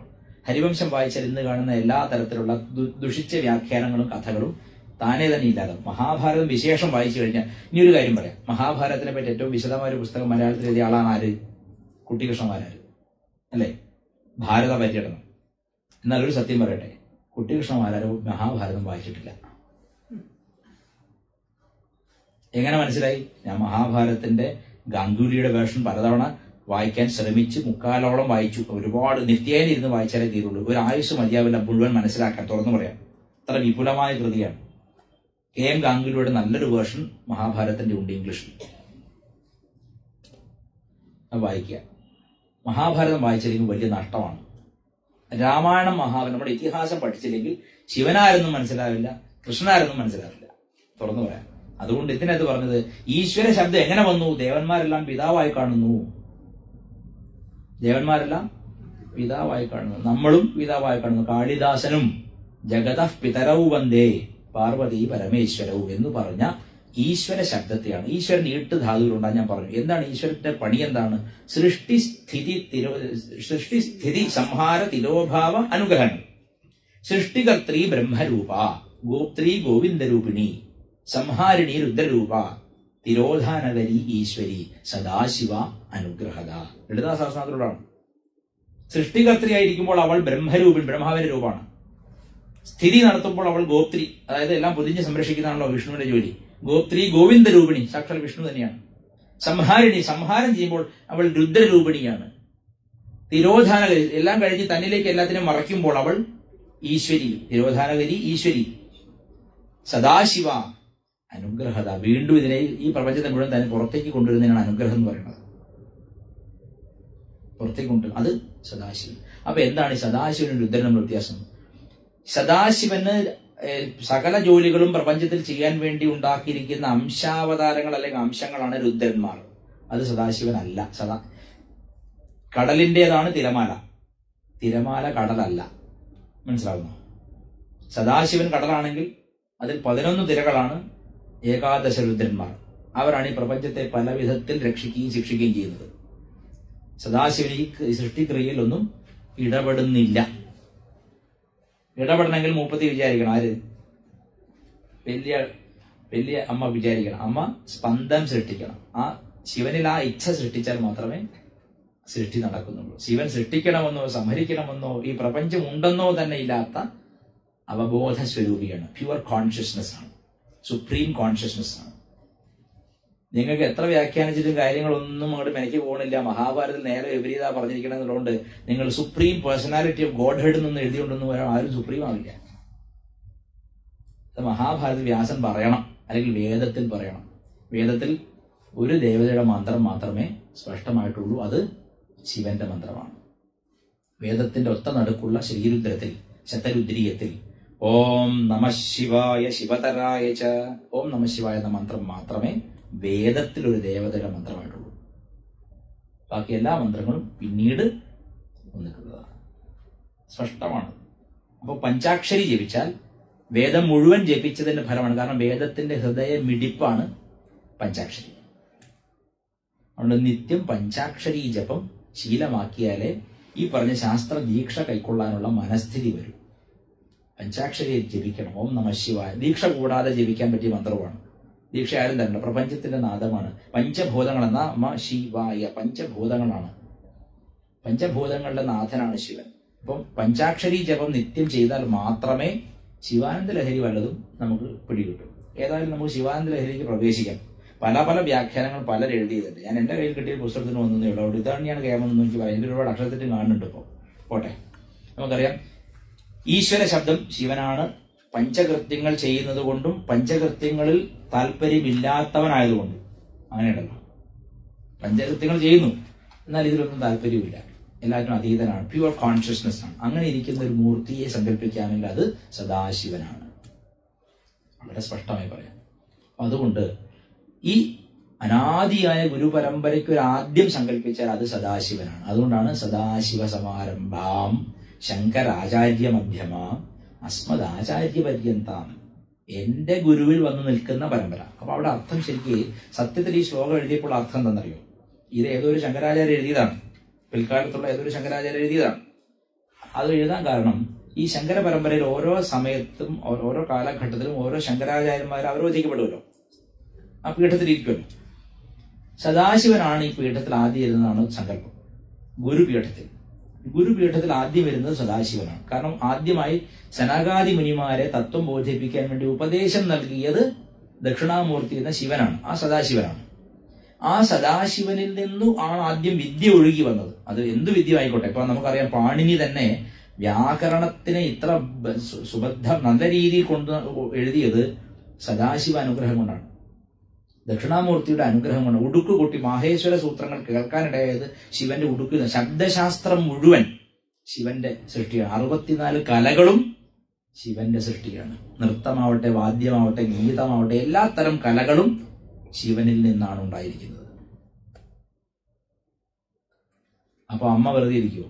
ദേവി ശിവന്റെ ശക്തിയോ? അവളും കലാരൂപിണിയാണ്. എന്ത് കലയാണത്? ചന്ദ്രന്റെ വൃദ്ധിക്ഷയങ്ങൾ മുഴുവനും ഈ ദേവിയെ സംബന്ധിച്ചാണ് ഇരിക്കുന്നത്. തന്ത്രശാസ്ത്രത്തിൽ പ്രഥമ, ദ്വിതീയ, തൃതീയ, ചതുർത്ഥി, പഞ്ചമി, ഷഷ്ഠി, സപ്തമി, അഷ്ടമി, നവമി, ദശമി, ഏകാദശി, ദ്വാദശി, ത്രയോദശി, ചതുർദശി, പിന്നെ പൗർണമിയോ അല്ലെങ്കിൽ അമാവാസിയോ, ഈ തിഥികളെ ശുക്ലപക്ഷവും കൃഷ്ണപക്ഷം എന്ന് പറയും. ഈ 2 പക്ഷത്തിലും ദേവിക്ക് ആരാധനയുണ്ട്. പ്രഥമയ്ക്കൊരു ദേവി, ദ്വിതീയക്കൊരു ദേവി, അങ്ങനെ ഓരോ പക്ഷത്തിലും ഈ ദേവികളെ തിഥിനിത്യകൾ എന്നാ പേര്. നിത്യാദേവതകൾ എന്ന് പറയും, തിഥിനിത്യകൾ എന്നാ പേര്. ഈ തിഥിനിത്യകൾ ദേവിയുടെയും ശിവന്റെയും ശരീരമായി. ശ്രീചക്രം ശിവയോർ വപോ, ശ്രീചക്രം എന്ന് പറയുന്ന പരമപ്രമാണമായിട്ടുള്ള, പരമശക്തമായിട്ടുള്ള, പരമപൂജനീയമായിട്ടുള്ള ശ്രീചക്രത്തിലെ ഓരോ ആവരണത്തിലും ഈ തിഥിനിത്യകൾ കുടികൊള്ളും. ഈ തിഥിനിത്യകൾ ഇങ്ങനെ 15 ദിവസം കൂടി മാറി മാറി മാറി കലകളായി മാറുന്നു. ഈ 15 കലകളെയും ചേർത്ത് ബിന്ദുവിൽ 16ാം കലയായി, ഷോഡശീ കലയായി ഇരിക്കുന്നു അമ്മയും അച്ഛനും. തമിഴിൽ നല്ല രീതിയിൽ പറയും ശിവനെ പറ്റി. എന്താണ്? അമ്മയപ്പൻ. മലയാളം എന്തൊക്കെ ക്ലാസിക് ഭാഷ എന്ന് പറഞ്ഞാലും തമിഴിന്റെ ഒരു പേരക്കുട്ടിയായിട്ട് സങ്കല്പിക്കാൻ പറ്റുള്ളൂ. ആ വാക്കിന്റെ ഇമ്പം കേൾക്കുമ്പോൾ. മലയാളത്തിൽ അമ്മ അച്ഛൻ എന്ന് പറഞ്ഞാൽ അത്ര ഫീലിംഗ് ഇല്ല. അമ്മയപ്പൻ, തായുമാനവർ. എന്താണ്? തായയും കൂടിയാണ്, പുരുഷനാണ്, പക്ഷെ ഇവൻ അമ്മയും കൂടിയാണ്. ഈ സത്യസായിബാബയുടെ ഭക്തന്മാര് ഭജന പാടും സായിമാ എന്ന് കേട്ടിട്ടുണ്ട്. അത് രസമാണ്, അത് നല്ല രീതിയാണ്. കാരണം അവരെങ്ങനെയാ വെച്ചാലേ അവരുടെ വിചാരം, അവര് എപ്പോഴും പ്രചരിപ്പിക്കുക പിന്നെ യേശുവും ആരാധ്യനാണ്, അള്ളാഹു ആരാധ്യനാണെന്നല്ല. യേശുവും സായിയാണ്, അള്ളാഹുവും സായിയാണ്. അതാണ് അവരെ ഏറ്റവും കൂടുതൽ പ്രകോപിപ്പിക്കുന്നത് മറ്റവരെ. മനസ്സിലാവുണ്ടോ? അവരുടെ ഭജന കേട്ടാ അറിയാം. സായി, യേശു, സായി, അള്ളാഹ് എന്നാ പാടുക. അവർ എല്ലാം സായി തന്നെയാണെന്ന് അവർ പറയാം. അത് നല്ല പ്രയോഗം കേട്ടോ. അതുകൊണ്ട് കുറച്ച് പ്രകോപനം സൃഷ്ടിക്കാൻ പറ്റും. ഞാൻ പറഞ്ഞതിനർത്ഥം, ഈ ശിവൻ എന്ന് പറയുന്നത് ഒറ്റയ്ക്ക് ഒരാണായിട്ട് നിൽക്കുന്നില്ല ഒരിക്കലും. അങ്ങനെ നിന്നാൽ പ്രപഞ്ചം ഉണ്ടാവില്ല. അവൻ ഒറ്റയ്ക്ക് നിൽക്കുമ്പോൾ ഈ പ്രപഞ്ചം ഉണ്ടാവില്ല. അവൻ ഇരട്ടയായിട്ട് ഭാര്യയുടെ കൂടെ നിന്നാൽ ഈ പ്രപഞ്ചം ഉണ്ടാവുള്ളൂ. അപ്പൊ അവനായി നിന്നാൽ ഈ പ്രപഞ്ച ബോധം നമ്മിൽ ഇല്ലാതാവും. നാം ശുദ്ധബോധമാകുമ്പോൾ നമുക്ക് പ്രപഞ്ചം ഇല്ലാണ്ടാവണം. നാം അല്പം ചെമ്പ് ചേർത്താൽ ഈ പ്രപഞ്ചം കാണാറാവും. ഈ ചെമ്പ് ചേരാതെ ആഭരണം ഉണ്ടാവില്ല, രസം ഉണ്ടാവില്ല, കലകൾ ഉണ്ടാവില്ല, നൃത്തം ഉണ്ടാവില്ല, പൂക്കൾ വർണ്ണം ഉണ്ടാവില്ല, മണം ഉണ്ടാവില്ല. ഇതൊക്കെ അന്നപൂർണേശ്വരുടെ ദ്രോഹം ഉണ്ടായതാണ്. അതിന് പിന്നെ ഒരു കഥയുണ്ട്. ശിവന്റെ ഇടം കണ്ണ് ചന്ദ്രനും വലം കണ്ണ് സൂര്യനും നെറ്റിക്കണ്ണ് അഗ്നിയുമാണെന്ന് സങ്കല്പം, പുരാണ സങ്കല്പം. അപ്പൊ ദേവി ഇങ്ങനെ വിവാഹം കഴിഞ്ഞ സമയത്ത് ദേവിക്ക് ഒരു തമാശ. ഈ വിവാഹം കഴിഞ്ഞപ്പോ ഇദ്ദേഹം വയസ്സനാണല്ലോ, രോമാഞ്ചൊക്കെ ഉണ്ടാണല്ലോ, ഇദ്ദേഹം പടുകളവൻ ജനിച്ചു എന്ന് ആർക്കും അറിയാം. അനാഥൻ എന്നുള്ള വാക്കിന്റെ ഏറ്റവും അർത്ഥം ശിവനാണ്. അനാഥ മന്ദിരം എന്ന് പേരിട്ടോ, അതിന് ക്രിസ്ത്യാനി ഉണ്ടാക്കിയ അനാഥ മന്ദിരാണ്, അത് ശിവന്റെ പേരിലുള്ളതാണ്. കാരണം യേശുവിന് ജോസഫും മറിയവും അമ്മയും അച്ഛനുണ്ട്. അനാഥ മന്ദിരം എന്ന് പറഞ്ഞാൽ ശിവന്റെ മന്ദിരം എന്നർത്ഥം. ഞാൻ പറഞ്ഞു, നിങ്ങൾ വിഷമിക്കേണ്ട, ഹിന്ദുക്കളെ, നിങ്ങൾക്ക് വേണ്ടി ഓർഫനേജ് ഇല്ലാതെ പേടിക്കേണ്ട. എല്ലാ ക്രിസ്ത്യാനികളും ഓർഫനേജും ശിവന്റെ പേരിലാണ്. എന്താ കാര്യം? അനാഥൻ എന്ന് പറഞ്ഞാൽ ശിവൻ എന്നർത്ഥം. അതിന് മേലൊരു നാഥനില്ല, അതിന് മേലൊരു അച്ഛനില്ല. അവനൊരമ്മയില്ല, അവൻ ജനിച്ചിട്ടില്ല. അപ്പൊ ഈ അള്ളാഹു എന്ന് പറഞ്ഞിരിക്കാ ശിവൻ തന്നെയാണ് എന്ന് പറയാൻ കാരണം, നിങ്ങൾ പരമമായി എന്തിനെ സങ്കല്പിച്ചാൽ, അച്ഛനും അമ്മയും ആധാരവും ഇല്ലാതെ ജന്മസ്ഥലം ഇല്ലാതെ ഒരാളെ സങ്കല്പിച്ചാൽ ഈശ്വരൻ അതാണെങ്കിൽ അത് ശിവനാണ്. അതുകൊണ്ടാണ് ഈശ്വരൻ എന്ന് പേര്. മറ്റു പേരില്ലാത്ത മറ്റേതെല്ലാം ഈ ജന്മസ്ഥലി പ്രശ്നങ്ങളും മറ്റു കാര്യങ്ങളൊക്കെ അസോസിയേറ്റഡ് വർക്സിലുണ്ട്, ഇതിനതില്ല. അതുകൊണ്ട് ഇത് ആധാരമില്ലാത്ത എന്നാൽ എല്ലാറ്റിനും ആധാരമായ പൊരുളാണ്.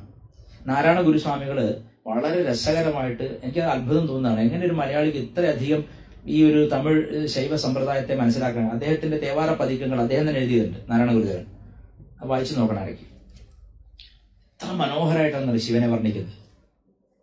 എങ്ങനെയാണത് എനിക്ക് അത്ഭുതം എന്ന് വെച്ചാൽ, ആരദ്ദേഹത്തെ പഠിപ്പിച്ചു?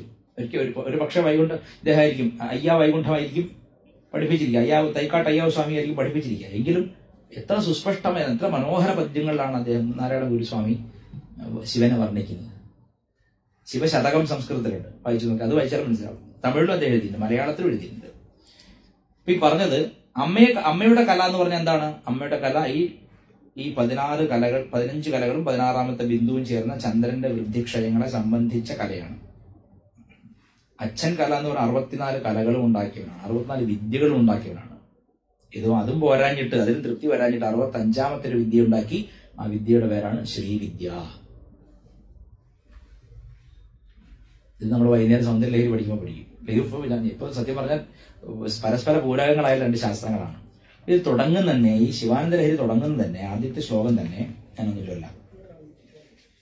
കലാഭ്യാം ചൂടാലങ്കൃത ശശികലാഭ്യാം നിജ തപഃഫലാഭ്യാം ഭക്തേഷു പ്രകടിത ഫലാഭ്യാം ഭവതു മേ ശിവാഭ്യാം അസ്തോക ത്രിഭുവന ശിവാഭ്യാം ഹൃദി പുനർഭവാഭ്യാം ആനന്ദസ്ഫുരത അനുഭവാഭ്യാം നതിരിയം.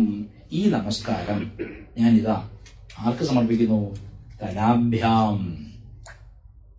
64 കലകളും സൃഷ്ടിച്ച, 64 കലകളുമായി പരിണമിച്ച ശിവനും ചന്ദ്രന്റെ 15 കലകളായി പരിണമിച്ച് നിൽക്കുന്ന തിഥിനിത്യകളായ ശക്തിക്കും ചേർന്ന് കലാഭ്യാം, 2 പേർക്കും അർത്ഥം.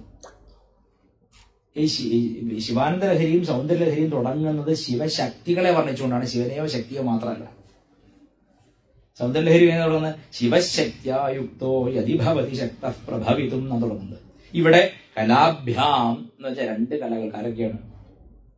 ചന്ദ്രന്റെ വൃദ്ധിക്ഷയങ്ങളായി നിൽക്കുന്ന തിഥിനിത്യകളായിരിക്കുന്ന ശ്രീചക്രത്തിലെ തിഥിനിത്യ കലകളായി വിളങ്ങുന്ന ദേവിക്കും 64 കലകളുമായി പരിണമിച്ചിരിക്കുന്ന ശിവനും ചേർത്ത് കലാഭ്യാം എന്നർത്ഥം പറഞ്ഞിരിക്കുന്നു. പിന്നെയോ ചൂടാലങ്കൃത ശശികലാഭ്യാം.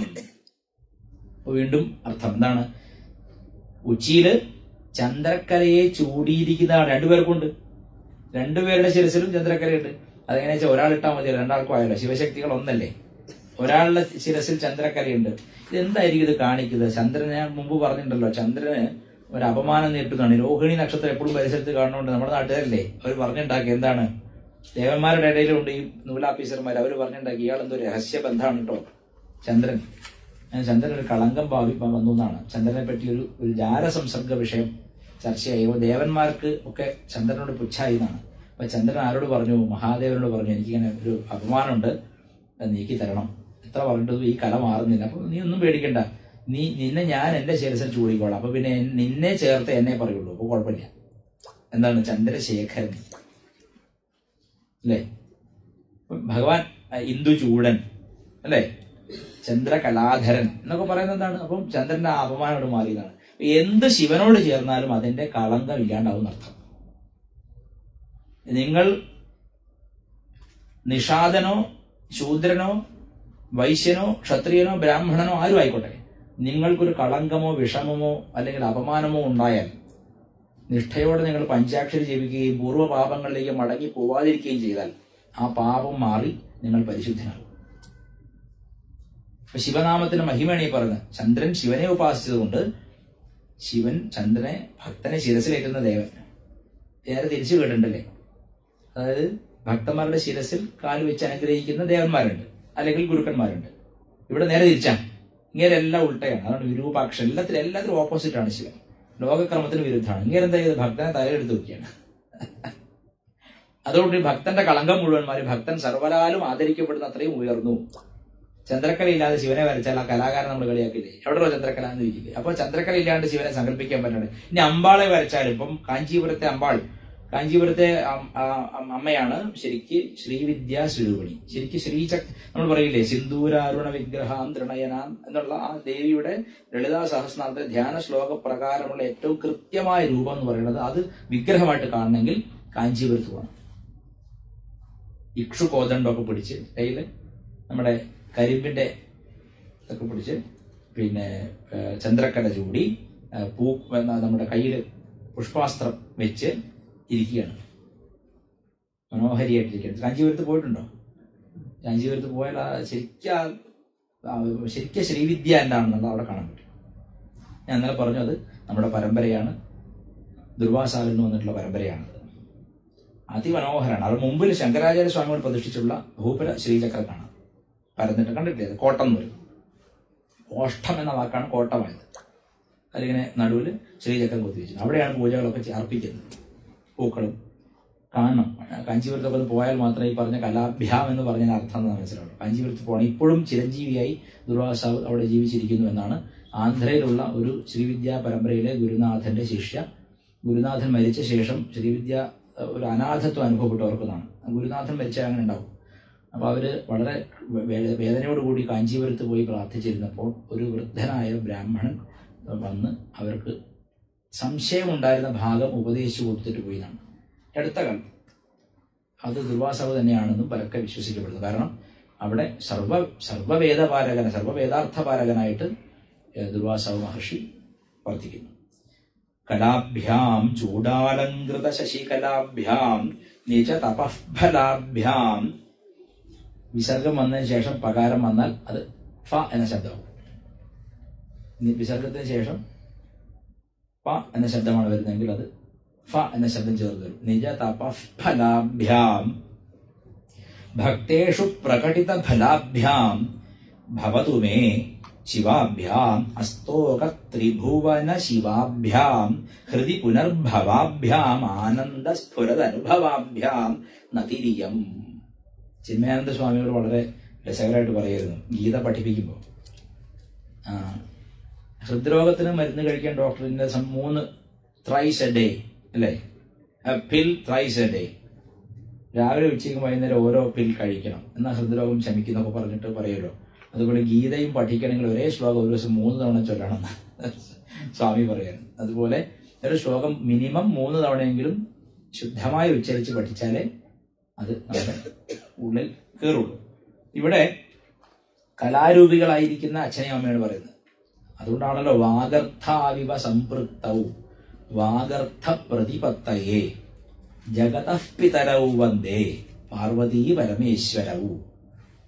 ജഗത്തിന്റെ മുഴുവൻ അച്ഛനും അമ്മയും, parents of the world, parents of the universe, ജഗത്ത് പേരൻസ് ഓഫ് ദ യൂണിവേഴ്സ്, ലോകത്തിന്റെ രക്ഷിതാക്കളായി വിലസുന്ന ശിവനും ശക്തിയും എങ്ങനെ ഇരിക്കുന്നു? വാക്കും അർത്ഥവും പോലെ ഇരിക്കുന്നു. വാക്കും അർത്ഥവും ഇരിക്കാൻ പറ്റുമോ? ഇല്ല. പൂവ് എന്ന വാക്ക് ഉടനെ തന്നെ പൂവിന്റെ സ്മരണ ഉണർത്തും, അർത്ഥത്തെ ദ്യോതിപ്പിക്കുന്നു.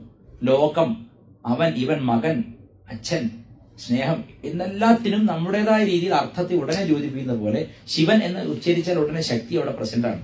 ശക്തി എന്ന് ഉച്ചരിച്ചാൽ അവിടെ ശിവനും പ്രസന്റ് ആണ്. അതാണ് അവിടെ കലാഭ്യാം ചൂടാലങ്കൃത ശശികലാഭ്യാം, അതായത് ശിരസിൽ ധരിച്ചിരിക്കുന്ന ശശികല, ചന്ദ്രകല. അതൊക്കെ വളരെ സ്പഷ്ടമായി മനസ്സിലാക്കണം. ചന്ദ്രൻ ജ്യോതിഷ പ്രകാരം ആരാണ്? മനഃകാരകനാണ്, മനസ്സിനെ സൃഷ്ടിക്കുന്നവനാണ്. വളരെ സത്യമാണ് കേട്ടോ. നിങ്ങളുടെ വീട്ടിലൊക്കെ അല്പം ഡിപ്രസീവ് ആയിട്ടുള്ള ക്യാരക്ടേഴ്സ് ഉണ്ടെങ്കിൽ അവരേറ്റവും വളരെ മോശമായി പെരുമാറുക അമാവാസിയും പൗർണമിയും എടുക്കുമ്പോഴാണ്.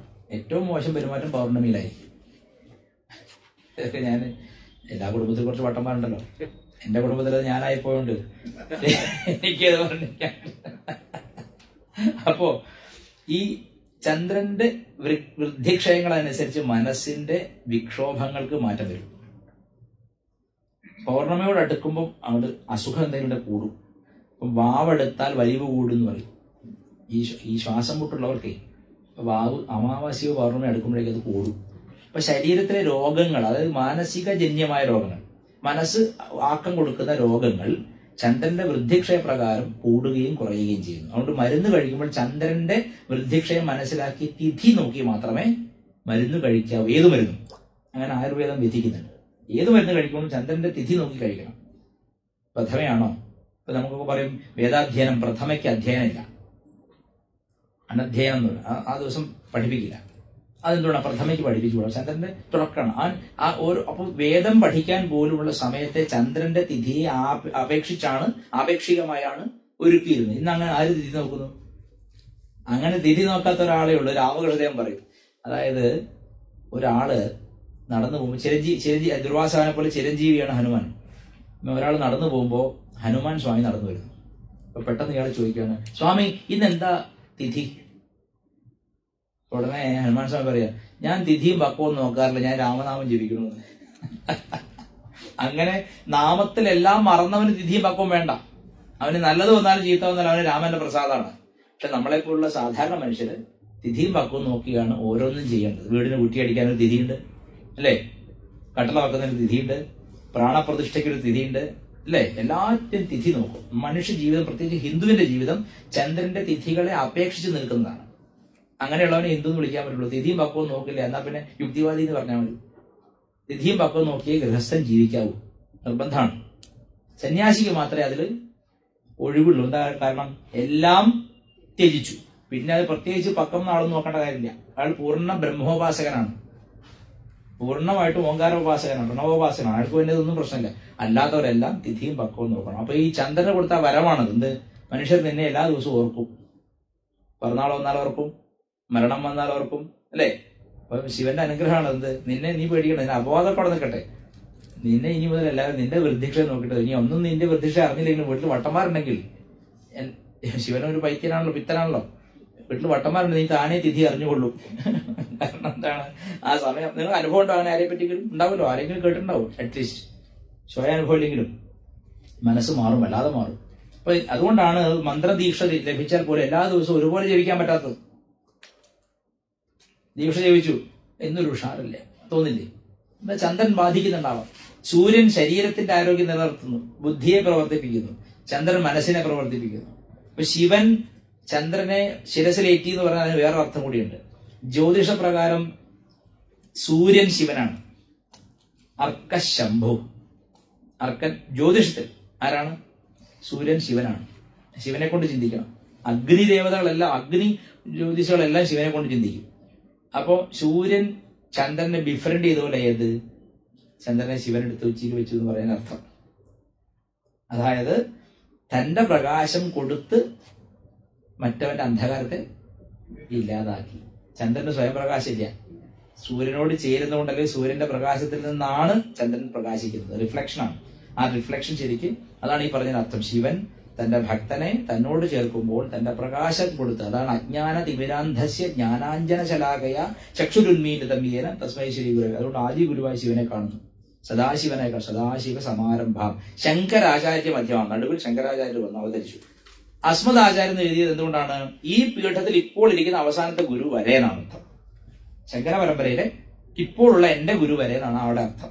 പക്ഷേ ഇത് നമുക്ക് എല്ലാവർക്കും ചൊല്ലാൻ പറ്റും. കാരണം എല്ലാവരും തന്റെ ഗുരുവിനെ സദാശിവമൂർത്തിയായി തന്നെ കണ്ടുകൊള്ളണം. ഇതിനിടയ്ക്ക് തമാശ പറയാം. ഭാഗവതത്തിലോ ആണോ? ഭാഗവത്തിലാണ്. ഭാഗവതത്തിന്റെ ദക്ഷയാഗ സന്ദർഭത്തെ ശ്രീല പ്രഭുപാദർ എന്ന് പറഞ്ഞ ഇസ്കോണിന്റെ ആള് വ്യാഖ്യാനിച്ചത് ഇന്റർനെറ്റിൽ കിട്ടും. അത് നോക്കിക്കഴിഞ്ഞാൽ അതിൽ രസകരമായ കാര്യം എഴുതിയിരിക്കണം. അയാള് ശിവൻ ഭൂതനാഥനാണ്, അതായത് ഭൂതങ്ങളുടെ നാഥനാണ്. എന്നുവെച്ചാല് കള്ളുകൂടിയന്മാരും വെളിവില്ല, അത് പ്രത്യേകം എഴുതിയിട്ടുണ്ട്, കള്ളുകൂടിയന്മാരും വെളിവില്ലാത്തവരാണ് ശിവനെ ഉപാസിക്കുന്നത്. നെറ്റിൽ കിട്ടും, ഇസ്കോണിന്റെ ഭാഗം നോക്കിയറിയാം. അപ്പൊ എനിക്കൊരു ചോദ്യം, ശ്രീകൃഷ്ണൻ കള്ളുകൂടിയനായിരുന്നോ? മഹാഭാരതത്തിൽ പറയുന്നുണ്ടല്ലോ ശിവനെ എന്നും ഉപാസിച്ചിരുന്നു ശ്രീകൃഷ്ണൻ.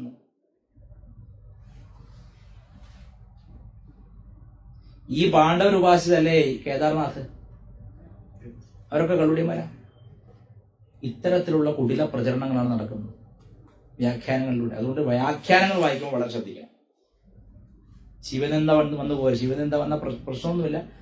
കലാകാലം ഈ ശക്തിയുടെ പ്രപഞ്ചത്തിൽ തിരിഞ്ഞു കളിക്കാം, മോക്ഷം ഉണ്ടാവില്ല. ഇങ്ങനെ പ്രമാണവിരുദ്ധമായ കാര്യങ്ങളൊക്കെ എഴുതി വെക്കുക. മഹാഭാരതത്തിൽ അർജുനന്റെ പുത്രൻ കൊല്ലപ്പെട്ടപ്പോൾ രാത്രിയിൽ ശിവനെ ഉറങ്ങാതെ കൃഷ്ണൻ പൂജിച്ചു എന്ന് വേദവ്യാസൻ എഴുതി വെച്ചിരിക്കുന്നു. അപ്പോൾ കൃഷ്ണൻ ഭൂതമായിട്ടാണോ, അത് കള്ളുകൂടിയനായിട്ടാണോ, വൃത്തിയില്ലാതായിട്ടാണോ? അങ്ങനെയാണ്. അപ്പോൾ ഇതൊക്കെയാണ് ആൾക്കാർ പറഞ്ഞുണ്ടാക്കുന്നത്. അപ്പോൾ വ്യാഖ്യാനങ്ങൾ സൂക്ഷിക്കുക. അവനവന്റെ ഇഷ്ടത്തിന് വേണ്ടിയിട്ട് അവനവന്റെ കാര്യം പ്രചരിപ്പിക്കാൻ മാത്രമാണ് ആൾക്കാർ വ്യാഖ്യാനിക്കുന്നത്. അവർ പ്രമാണം പഠിച്ചവരായിക്കോണമെന്നില്ല. വളരെ ശ്രദ്ധിച്ച് മനസ്സിലാക്കുക. കലാഭ്യാം ചൂടാലങ്കൃത ശശികലാഭ്യാം നിജ തപഫലാഭ്യാം എന്ന് വെച്ചാൽ ഇങ്ങനെ ഇതിനൊരു അർത്ഥമുണ്ട്. ഇവർ രണ്ടുപേരും അന്യോന്യ തപസ്വികളാണ്. ആരൊക്കെ? ശിവനും ശക്തിയും അന്യോന്യ തപസ് അനുഷ്ഠിക്കുന്നവരാണ്. എന്നുവെച്ചാൽ ശിവൻ ശക്തിയെയും ശക്തി ശിവനെയും തപസ് ചെയ്യുന്നതാണ്. ശിവൻ സദാ പഞ്ചദശി മന്ത്രത്തിലൂടെ ദേവിയുടെ ശ്രീവിദ്യ മന്ത്രത്തിലൂടെ ശിവൻ ദേവിയെ ഉപാസിക്കുന്നുവെന്നും ദേവി സദാ പഞ്ചാക്ഷരി ജപിച്ചുകൊണ്ട് ശിവനെ ഉപാസിക്കുന്നുവെന്നാണ് പുരാണമതം, തന്ത്രത്തിലുള്ള മതം. അതുകൊണ്ടാണ് നിജ തപഫലാഭ്യം എന്ന് പറയുന്നത്. രണ്ടുപേരും തപസ് ചെയ്ത് നേടിയവരാണ്. ഭാര്യയെ ഭർത്താവും ഭർത്താവിനെ ഭാര്യയും തപസ് ചെയ്ത് നേടിയതാണ്. അങ്ങനെയൊക്കെ ഉണ്ടോ? അപ്പോ അങ്ങനെയൊന്നുമില്ല. അങ്ങനെ തപസ്സിന്റെ ഫലമായിട്ടല്ല വിവാഹം കഴിക്കുന്നത്, തപസ്സിന്റെ ഫലമായിട്ടല്ല കുട്ടികൾ ഉണ്ടാവുന്നത്. എല്ലാത്തിലും ഭോഗം അല്ലെങ്കിൽ പണമാണ് വിഷയം. അങ്ങനെ ഉണ്ടാകുന്ന കുട്ടികളാണ് ലോകം നശിപ്പിക്കുന്നത്. അവന്റെ രാഷ്ട്രീയക്കാരനാണ് മിക്കവാറും. അപ്പോൾ ഏറ്റവും വലിയ ആറ്റം ബോംബ് എന്ന് പറഞ്ഞാൽ രാഷ്ട്രീയക്കാർ തന്നെയാണ്. യാതൊരു കാര്യത്തോടും തത്വദീക്ഷ ഉണ്ടാവില്ല. അവർക്ക് അവരുടെ കാര്യം മാത്രം. അങ്ങനെയുള്ള ആളുകൾ ജനിക്കുന്ന കാരണം എന്താണ്? നിജ തപസ്സിന്റെ ഫലമായിട്ടല്ല കുട്ടികൾ ഉണ്ടാവുന്നതും തപസ്സിന്റെ ഫലമായിട്ടല്ല വിവാഹം നടക്കുന്നു. വിവാഹം തപസ്സിന്റെ ഫലമാണ്. എന്ന് വെച്ചാൽ എന്താണ്? ഗുരുകുലത്തിൽ വിദ്യ അഭ്യസിച്ച് ശാസ്ത്രം പഠിച്ച് ശാസ്ത്രവും കരസ്ഥമാക്കി മനസ്സ് ശാന്തമാക്കിയ ഒരു വ്യക്തി അതുപോലെ തന്നെ വളരെ സാംസ്കാരികമായ ചുറ്റുപാടിൽ വളർന്ന ഒരു പെൺകുട്ടിയുമായി വിവാഹം ചെയ്യാണ്. ശാസ്ത്രപ്രകാരം വിവാഹം ചെയ്യാണ്. അവർ തിഥി നോക്കി ശ്രദ്ധയോടെ മന്ത്രപുരസ്സരം ഔപാസന അഗ്നി ഉപാസിച്ച് പിന്നെ ഭോഗിക്കുകയാണ്. അതിലുണ്ടാകുന്ന കുട്ടി തീർച്ചയായിട്ടും മേധാവിയായിരിക്കും. നേരത്തെ പറഞ്ഞ മേധാവി, കരസേന മേധാവിയില്ല, നമ്മൾ പറഞ്ഞു മേധാശാലിയായിരിക്കും, വൈദിക മേധയുണ്ടാവും. ഇതാണ് ഇതിന്റെ അർത്ഥം.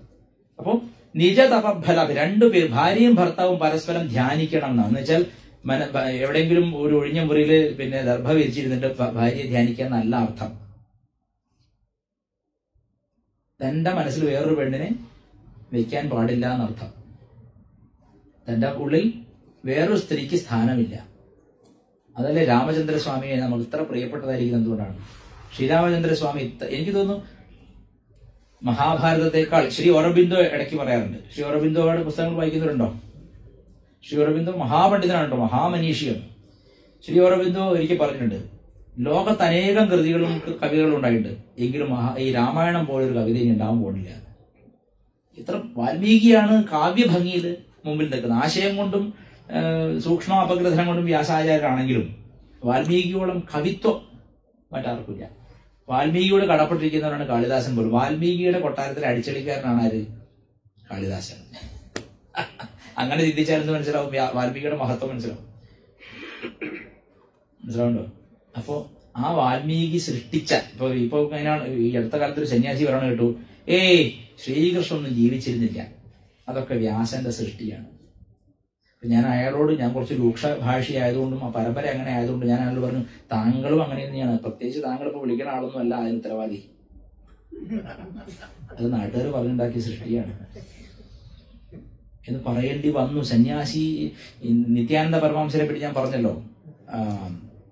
1961 വജ്രേശ്വരിയിലും മുംബൈയിൽ സമാധിയായ കേരളത്തിൽ കോഴിക്കോട് ജില്ലയിൽ ജനിച്ച മഹാപുരുഷൻ.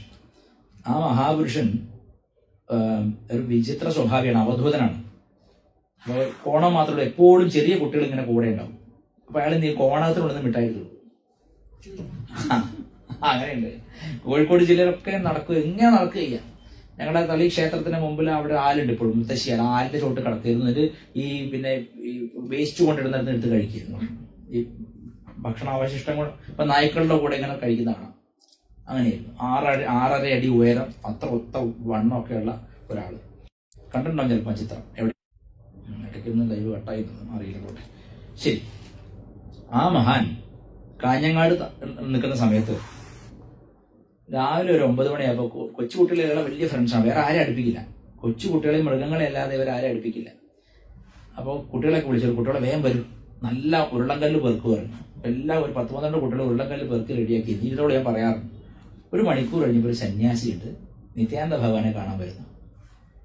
അപ്പോൾ ഉടനെ നിത്യാനന്ദ ഭഗവാൻ പറഞ്ഞു എറിഞ്ഞോളാൻ പറഞ്ഞു. അപ്പൊ സന്യാസി നല്ല ഏറ് കൊണ്ട് തല ചോര പൊട്ടി ഓടിയായിരുന്നു. ഓടിയപ്പോൾ കുട്ടികളോട് ഓടി പിടിച്ചോണ്ടിരാൻ പറഞ്ഞു. കുട്ടികൾ ഓടി പിടിച്ചോണ്ട് നിത്യാനന്ദ ഭഗവാൻ പറയാണ്, എടാ നീ സന്യാസിയാണ്, കാവ്യ കൊടുത്തിട്ട് തെമ്മാടിത്തരം കളിച്ചാൽ നിന്നെ എറിഞ്ഞു കൊല്ലണം. അങ്ങനെ എന്നിട്ട് പറഞ്ഞു, അലൂമിനിയം പാത്രം കേടായാൽ അകത്തുനിന്ന് തട്ടണം പുറത്തുനിന്ന് തട്ടണം. പിച്ചള പാത്രം അലൂമിനിയം പാത്രമൊക്കെ തട്ടിയ ഒരു സൈഡ് തട്ടി ശരിയാവില്ല, അകത്തും തട്ടി പുറത്തും തട്ടി അങ്ങനെ ശരിയാക്കണം. അതുപോലെ സന്യാസി കേടായാൽ അടി കൊള്ളണം. കൊണ്ടൂലോ. ഈ മഹാൻ വളരെ മോശമായിട്ട് അമ്മയെ പറ്റി പറഞ്ഞിരിക്കുന്നത്, ഈ പറഞ്ഞ സന്യാസി. അപ്പൊ ഞാൻ അമ്മയെടുത്ത് പോയി, വളരെ മോശമായിട്ട് പറഞ്ഞാൽ ഇനി ഒരു സ്ത്രീയെ പറ്റി പറയാൻ പറ്റാത്ത രീതിയിൽ പറഞ്ഞു, പരസ്യമായിട്ട്. അപ്പൊ ഞാൻ അമ്മയെടുത്ത് പോയി. അമ്മയെടുത്ത് പോയിട്ട് എനിക്ക് ദേഷ്യം കലികൊണ്ട് നിൽക്കാൻ വയ്യ. ഞാൻ അമ്മയോട് പറഞ്ഞു, അമ്മേ നീ കൊടുങ്ങല്ലൂർ അമ്മയാണെങ്കിൽ അവൻ തല്ലുകൊള്ളണം എന്ന് പറഞ്ഞു. അപ്പൊ അമ്മ തമാശയിൽ എന്നെ ചിരിച്ചു. പിറ്റേന്ന് രാവിലെ ഞാൻ പത്രത്തിൽ കാണുന്ന വാർത്ത, സന്യാസി അടി കൊണ്ടിട്ട് ഇങ്ങനെ പൊള്ളിയിരിക്കുന്ന ചിത്രമാണ്. അന്നാണെങ്കിൽ കൊടുങ്ങല്ലൂർ ഭരണിയും, തൊട്ടടുത്ത ചിത്രം കൊടുങ്ങല്ലൂർ ഭരണിക്ക് വാള് അകത്തേക്ക് കൊണ്ടുവന്ന ചിത്രവും, ഇപ്പുറത്ത് ഈ സന്യാസിയുടെ ചിത്രമാണ്.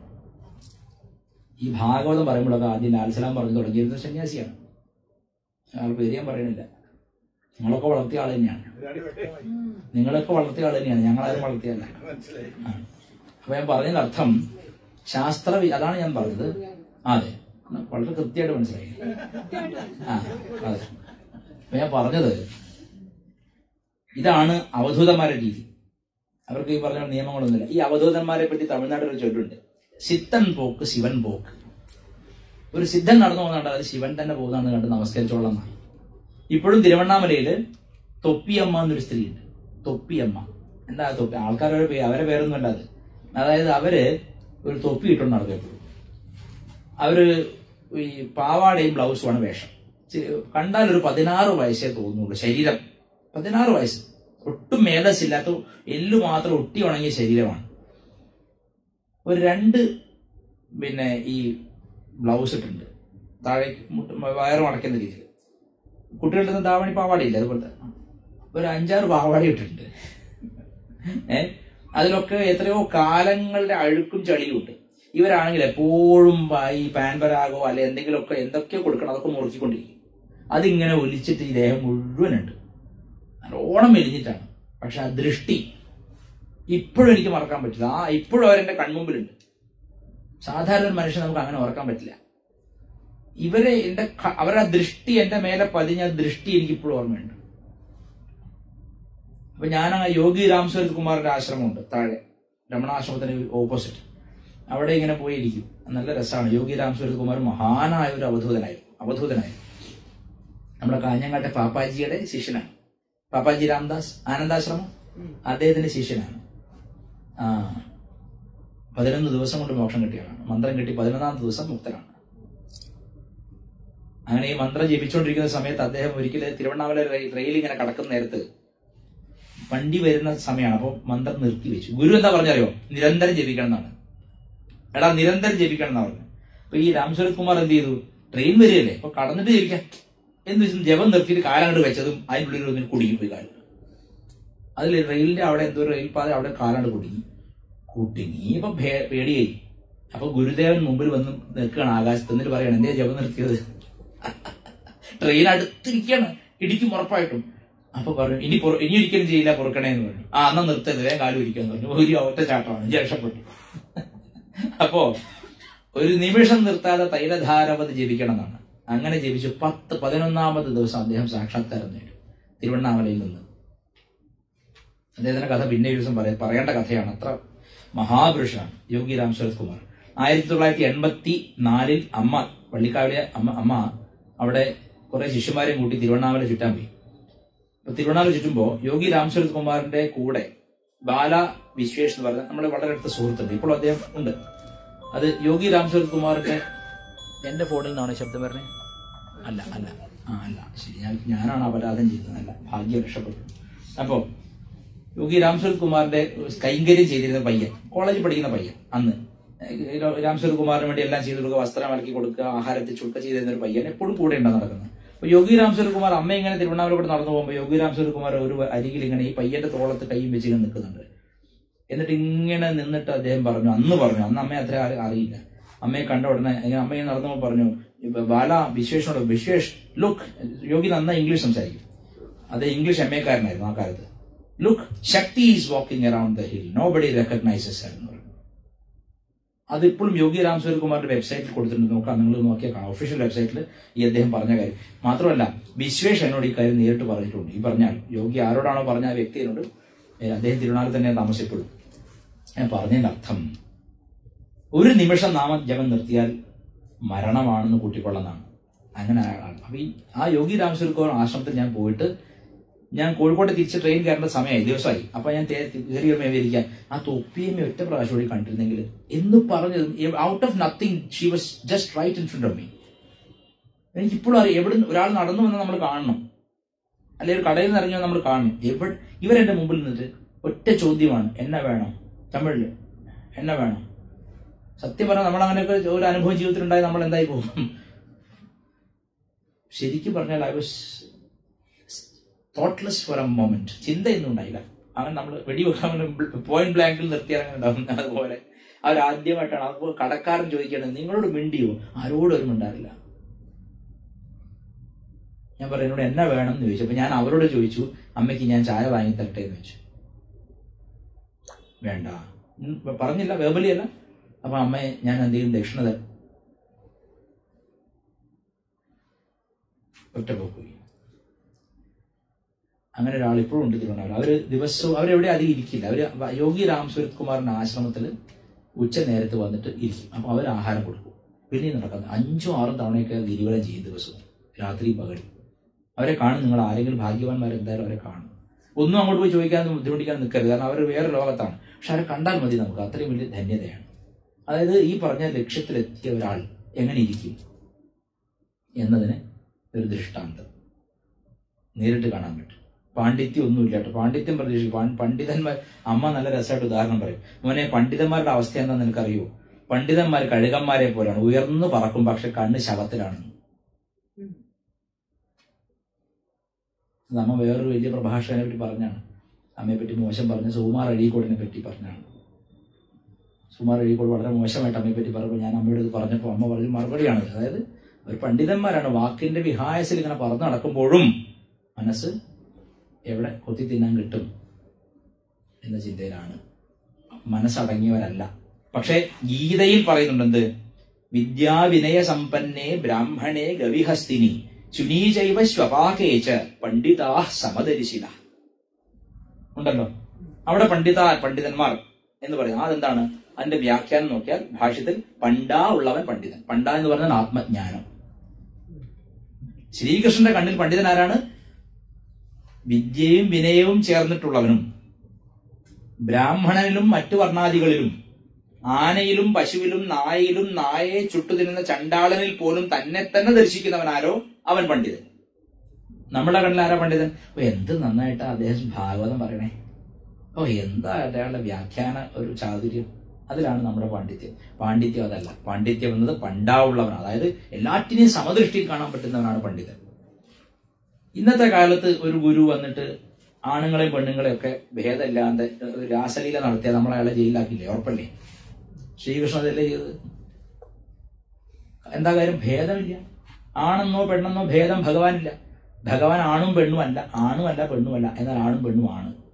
ഭഗവാനും ശിവശക്തി തന്നെയല്ലേ? രണ്ടും ഭഗവാനിലുണ്ട്. ത്രിഭങ്കരന ഭഗവാൻ കൃഷ്ണൻ ആണോ പെണ്ണോ എന്നൊന്നും പറയാൻ പറ്റില്ല. ആണുമാണ് പെണ്ണുമാണ്, അതുമാണ് ഇതുമാണ്, എന്നാൽ അതുമല്ല ഇതുമല്ല, അങ്ങനെയാണ്. അതുകൊണ്ടാണ് ഓട്ടൂർ ഉണ്ണിനമ്പ് ഒരുപാട് പണ്ട് അമ്മയുടെ ആശ്രമത്തിൽ ഭാഗവത സപ്താഹം നടത്തുമ്പോൾ പറയുമായിരുന്നു, കൃഷ്ണൻ ആരാന്നറിയോ? പരബ്രഹ്മ കട്ടാന്ന്. പരബ്രഹ്മം തന്നെ കട്ടയായി ഒരു രൂപം പ്രാപിച്ചാൽ എങ്ങനെ ഉണ്ടാവും? അതാണ് കൃഷ്ണൻ പറയും. എന്താ ഇത്രയും പറഞ്ഞ് നീട്ടി പറയണ വെച്ചാൽ, ഇപ്പൊ അമ്മ ആശ്രമത്തിൽ ആണിനെയും പെണ്ണിനെയും ഭേദമല്ലാണ്ട് കെട്ടിപ്പിടിക്കുക. അതിനെപ്പറ്റിയാ സുകുമാർ അഴീക്കോട് പറഞ്ഞു. അപ്പൊ അമ്മ പറഞ്ഞു, അദ്വൈതം. ആകാശത്തൂടെ പറക്കുന്ന കഴുകന്റെ പണ്ഡിത്യം എന്താണ്? എവിടെ എനിക്ക് കൊത്തി തിന്നാൻ ശവം കിട്ടുക എന്നാലോചിച്ചാണ്. ഈ വ്യത്യാസമുണ്ട്. ഏതായാലും ഇങ്ങനെ പോവാണെങ്കിൽ നമ്മളിവിടെ 100 ദിവസം ഇരിക്കേണ്ടി വരും. ശരി. കലാഭ്യാം ചൂടാലങ്കൃത ശശികലാഭ്യാം നിജ തപഫലാഭ്യാം ഭക്തേഷു പ്രകടിതഫലാഭ്യാം ഭവതു മേ ശിവാഭ്യാമസ്തോക ത്രിഭുവന ശിവാഭ്യാം ഹൃദി പുനർഭവാഭ്യാം ആനന്ദസ്ഫുരദനുഭവാഭ്യാം നദീരിയം. ഇതിലൊരു വളരെ രസകരമായ കാര്യം, ആനന്ദസ്ഫുരദനുഭവാഭ്യാം. എല്ലാ ഹൃദയത്തിലും ആനന്ദം ഉളവാക്കുന്ന സാന്നിധ്യമാണ് ആര്? ശിവനും ശക്തിയും. നിങ്ങൾക്ക് നിങ്ങളെ ഒരു മകന് കുഞ്ഞുണ്ടായി, ആനന്ദം. അത് ഇതിൽ നിന്നുണ്ടാവുന്ന ആനന്ദമാണ് ആത്മാനന്ദമാണ്. ഈ ആത്മാവ് ആരാണ്? ശിവശക്തി തന്നെയാണ്. ഓരോ ജീവനിലും ആനന്ദം എന്ന ഏറ്റവും most essential, most private experience, അത് ലൈംഗിക വീഴ്ചയിലൂടെ ആയാലും, ഇനി കള്ളു കുടിച്ചിട്ടാണെങ്കിലും, ഇനി ആത്മാനന്ദമാണെങ്കിലും, എന്ത് തരം ആനന്ദവും സ്ഫുരിക്കുന്നുണ്ടോ അതിന്റെ കാരണം ആത്മാവാണ്, അല്ലാതെ കള്ളോ പെണ്ണോ അല്ല. തന്നിൽ ഉളവാകുന്ന ആനന്ദം എവിടെ നിന്നുളവാകുന്നു? ആത്മസ്വരൂപത്തിൽ നിന്നുളവാകും. ആ സ്വരൂപം എന്താണ്? ആ സ്വരൂപത്തെ തന്നെയാണ് ശിവശക്തികൾ എന്ന് വിളിക്കുന്നത്. പ്രകാശ വിമർശങ്ങൾ എന്ന് പറയും. ആത്മാവ് പ്രകാശം, അതിന്റെ വിമർശം, അതാണ് ശിവനും ശക്തി എന്ന് പറയും. കലാഭ്യാം ചൂടാലങ്കൃത ശശികലാഭ്യാം നിജ തപഫലാഭ്യം. ഭാര്യയും ഭർത്താവും പരസ്പരം ധ്യാനിക്കണം എന്ന് പറഞ്ഞാൽ രാവിലെ അരമണിക്കൂർ ഭാര്യയെ ഭർത്താവും ഭാര്യയും ഇങ്ങനെ ജപിച്ചുകൊണ്ടിരിക്കണം എന്നല്ല. തന്റെ ചിന്തയിൽ ഇനിയൊരു സ്ത്രീ ഉണ്ടാവാൻ പാടില്ല. ശ്രീരാമചന്ദ്രസ്വാമിയുടെ കഥ അതാണ് പറയാൻ കാരണം. ശ്രീരാമചന്ദ്രന്റെ ആ നിഷ്ഠയിലെ, അതാണ് ഗൃഹസ്ഥന്റെ നിഷ്ഠ. തന്റെ ഭാര്യയെ കാണാതായപ്പോ വാൽമീകി രാമായണത്തിൽ പറയുന്നുണ്ട്, കരഞ്ഞ് കണ്ണ് കലങ്ങി അന്വേഷിക്കുകയാണ്. ചെടികളോടും വള്ളികളോടും ഒക്കെ ചോദിക്കുകയാണ്, എന്റെ സീതയെ കണ്ടോന്ന്. എന്തൊരു പ്രേമമാണ്! അങ്ങനെ ഒരു പ്രേമം ചിന്തിക്കാൻ പറ്റുമോ? നമ്മുടെ സിനിമാ നടൻ പറയാറുണ്ട് എല്ലാം പ്രണയമാണെന്ന് പറഞ്ഞാൽ. അയാൾക്ക് എല്ലാവരും പ്രണയമാണ്. അത് പ്രണയമല്ല, അത് നയമാണ്, ഡിപ്ലോമസിയാണ്. പ്രണയവും നയവും നമ്മൾ വ്യത്യാസമുണ്ട്. ഒരു സിനിമാ നടൻ അനങ്ങിയാൽ പ്രണയം എന്ന് പറയും. എല്ലാം പ്രണയമാണ്. എല്ലാം പ്രണയമാണെങ്കിൽ അത് പ്രണയമല്ല, അത് നയമാണ്. ഗൃഹസ്ഥന് തന്റെ ഭാര്യയോട് മാത്രമേ പ്രേമം പാടുള്ളൂ. അത് ഏതുപോലെ ആയിരിക്കണം? അതിന് മാതൃകയുണ്ട്. വാൽമീകിയുടെ രാമൻ ഭാര്യ. ഇപ്പൊ ലക്ഷ്മണൻ പറയണം, അങ്ങ് ആത്മജ്ഞാനിയല്ലേ, വസിഷ്ഠന്റെ ശിഷ്യനല്ലേ, അങ്ങ് ഇങ്ങനെ കരഞ്ഞാൽ എന്താ ചെയ്യാ? അപ്പൊ അതിന് തമാശയായിട്ട് വേറൊരു കഥ പറയും. എന്താ വെച്ചാൽ, എടോ ഇതൊക്കെ എനിക്കറിയാം, ഇതോടെ ഞാൻ ഇപ്പൊ കരയാണ്ടിരുന്ന കഥ നടക്കില്ല. ഞാൻ അവിടെ കരയാണ്ട് അവളെവിടെയാ പോയത് എനിക്കറിയാം എന്ന് ഗണിച്ച് കണ്ടുപിടിച്ചാൽ ഈ രാമായണം എന്നുള്ള കഥ നടക്കില്ല. ഈ കഥ എന്തിനാ എഴുതണേ? ഇതുകൊണ്ട് ലോകത്തിനൊരു സന്ദേശം കൊടുക്കാനുണ്ട്. അതുകൊണ്ടാണ് ഈ കഥ എഴുതുന്നത്. അപ്പോ അങ്ങനെ കരഞ്ഞു കലങ്ങിയ രാമൻ ഭാര്യയെ തേടിപ്പോയി. അതുപോലെ രാമനും സീതയും ശിവനും ശക്തിയും തന്നെയാണ്. ശിവരാമനും സീതയും തന്നെയാണ്, സതിയും തന്നെയാണ് ഈ രാമനും സീതയും. കാരണം അത്ര പ്രണയമാണ്. പക്ഷെ രാമനും സീതയും പോലും പരസ്പരം അന്വേഷിച്ച് കണ്ടെത്തുകയത്. ഇവർ രണ്ടാളും എന്ത് ചോദിച്ചാൽ, ഈ കളിയായിട്ട് പോയിട്ട് അമ്മ കല്യാണം കഴിഞ്ഞ ഉടനെ കണ്ണങ്ങട് പൊത്തി ഭഗവാനെ പുറകിൽ നിന്ന്. പിന്നിൽ വന്ന് കണ്ണു പൊത്തും തോഴെന്നൊക്കെ ONV കുറിപ്പ് എഴുതിയല്ലോ. അങ്ങനെ പിന്നിൽ വന്ന് കണ്ണു പൊത്തുക ചെയ്തു. ആര്? അമ്മ കല്യാണം കഴിഞ്ഞ ഉടനെ.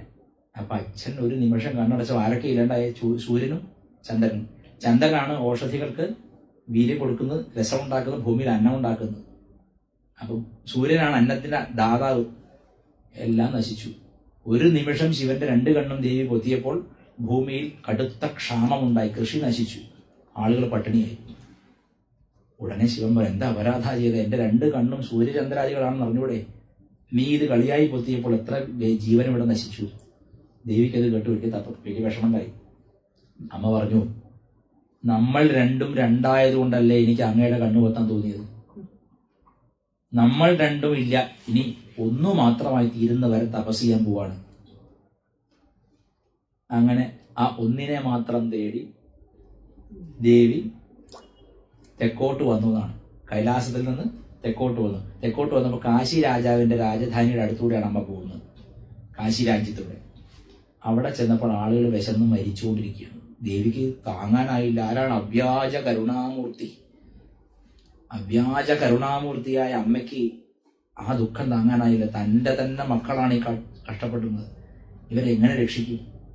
ദേവി എന്ത് ചെയ്ത്? ഒഴിഞ്ഞൊരു കലമെടുത്തിട്ട് ഒരു തവി കൊണ്ട് വിളമ്പാൻ തുടങ്ങി. അങ്ങനെ ആയിരക്കണക്കിന് ആളുകൾ ആഹാരം കഴിച്ച് ജീവൻ തിരിച്ചു കിട്ടിക്കൊണ്ടിരുന്നപ്പോൾ ഈ വാർത്ത രാജാവിന്റെ ചെവിയിൽ. ഇന്നാണെങ്കിൽ ദേവിക്ക് ടാക്സ് ഏർപ്പെടുത്തിയുള്ളൂ, ഫ്രീ ആയിട്ട് ചോറ് കൊടുക്കുക, അത് പാടില്ല. ടാക്സ് ഏർപ്പെടുത്താൻ സർക്കാർ. അങ്ങനെ. പക്ഷെ കാശി രാജാവ് അതല്ല ചെയ്തത്. കാശി രാജാവ് ഓടിച്ചെന്ന് വീണിട്ട് പറഞ്ഞു, കാലിൽ വീണ് പറഞ്ഞു, അവിടുന്ന് സാധാരണ സ്ത്രീയല്ല, അവിടുന്ന് സാക്ഷാൽ അന്നപൂർണേശ്വരിയാണ്. എന്റെ രാജ്യത്ത് സ്ഥിരം വസിക്കണം, എന്റെ പ്രജകളെ സംരക്ഷിക്കണം. പറഞ്ഞു, ഞാൻ എല്ലാ നാട്ടിലൂടെയും കടന്നുപോയി തപസ് ചെയ്യാൻ പോവാണ്, ഞാനൊരു അപരാധം ചെയ്ത്, എന്റെ അപരാധം കൊണ്ടാണ് ഇപ്പോൾ ക്ഷാമം വന്നത്, അത് പരിഹരിച്ച് ഞാൻ തിരിച്ച് നിന്റെ രാജ്യത്ത് വന്ന് താമസിച്ചോളാം എന്ന് പറഞ്ഞ് തെക്കോട്ട് വരികയും അരുണാചലത്തിന്റെ അടുത്ത്, അതായത് നമ്മുടെ തിരുവണ്ണാമലയുടെ അടുത്ത് ഗൗതമ മഹർഷിയുടെ ആശ്രമത്തിൽ വന്ന് തപം ചെയ്ത് ശിവലിംഗത്തെ വെച്ച് പ്രാർത്ഥന ചെയ്ത് ഒന്നായി തീരാൻ വേണ്ടി ഗൗതമ മഹർഷി ആശ്രമത്തിന് പുറത്തു പോയപ്പോഴാണ് ഇത് അമ്മ വന്നത്. ഗൗതമ മഹർഷി വെള്ളം കിട്ടാതെ അലയുമ്പോൾ പെട്ടെന്ന് നദികളിൽ വെള്ളം ഒഴുകാൻ തുടങ്ങുന്നു, മരങ്ങളൊക്കെ പച്ചപ്പ് ആവാൻ തുടങ്ങുന്നു. എന്തായി അത്ഭുതം? അപ്പൊ ഗൗതമ മഹർഷിക്ക് മനസ്സിലായി ഇവിടെ ദേവിയുടെ സാന്നിധ്യം ഉണ്ടായിട്ടുണ്ട്. അങ്ങനെ ആശ്രമത്തിൽ തിരിച്ചു പോയപ്പോൾ ദേവിയെ കാണുകയും ദേവിക്ക് പഞ്ചാക്ഷരി ഉപദേശം നൽകുകയൊക്കെ ചെയ്തിട്ട് ദേവി തപസ്സിന് വിടുകയാണ്. അന്ന് മുതൽ ദേവിക്ക് തമിഴ്നാട്ടിലൊരു പേരുണ്ട്, പച്ചയമ്മൻ. ഈ ലോകത്തിന് പച്ചപ്പ് കൊടുക്കുന്ന, ലോകത്തെ വളരെ സന്തോഷമാക്കി നിലനിർത്തുന്ന കായ്ഫലങ്ങൾ ഉണ്ടാക്കുന്ന ദേവി, ലോകത്തിന് അന്നം കൊടുക്കുന്ന അമ്മ എന്നർത്ഥം. അവിടെ തപസ് ചെയ്തു. തപസ് ചെയ്തിട്ട് ഒരു കാർത്തിക നക്ഷത്ര ദിവസം ദേവിയും ശിവനും ഒന്നായി തീർന്നു, ശിവശക്തികളായി തീർന്നു. തിരുവണ്ണാമല ഇപ്പോഴും അതിന്റെ സ്മരണയ്ക്കായിക്കൊണ്ട് കാർത്തിക ദീപം തെളിയിക്കും. ദേവിയുടെ നക്ഷത്രമാണ് കാർത്തിക. അപ്പൊ രണ്ട് ശരീരമല്ല, ഒരു ശരീരമായി. അപ്പോൾ എന്താ ഗുണം? ആരും ആരുടെയും കണ്ടുപോത്തില്ലല്ലോ, സ്വയം അറിയാലോ, എന്റെ ഭവിഷ്യത്ത് അറിയാലോ.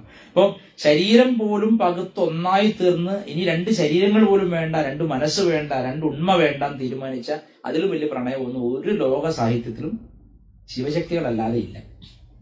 അതാണ് ശരി.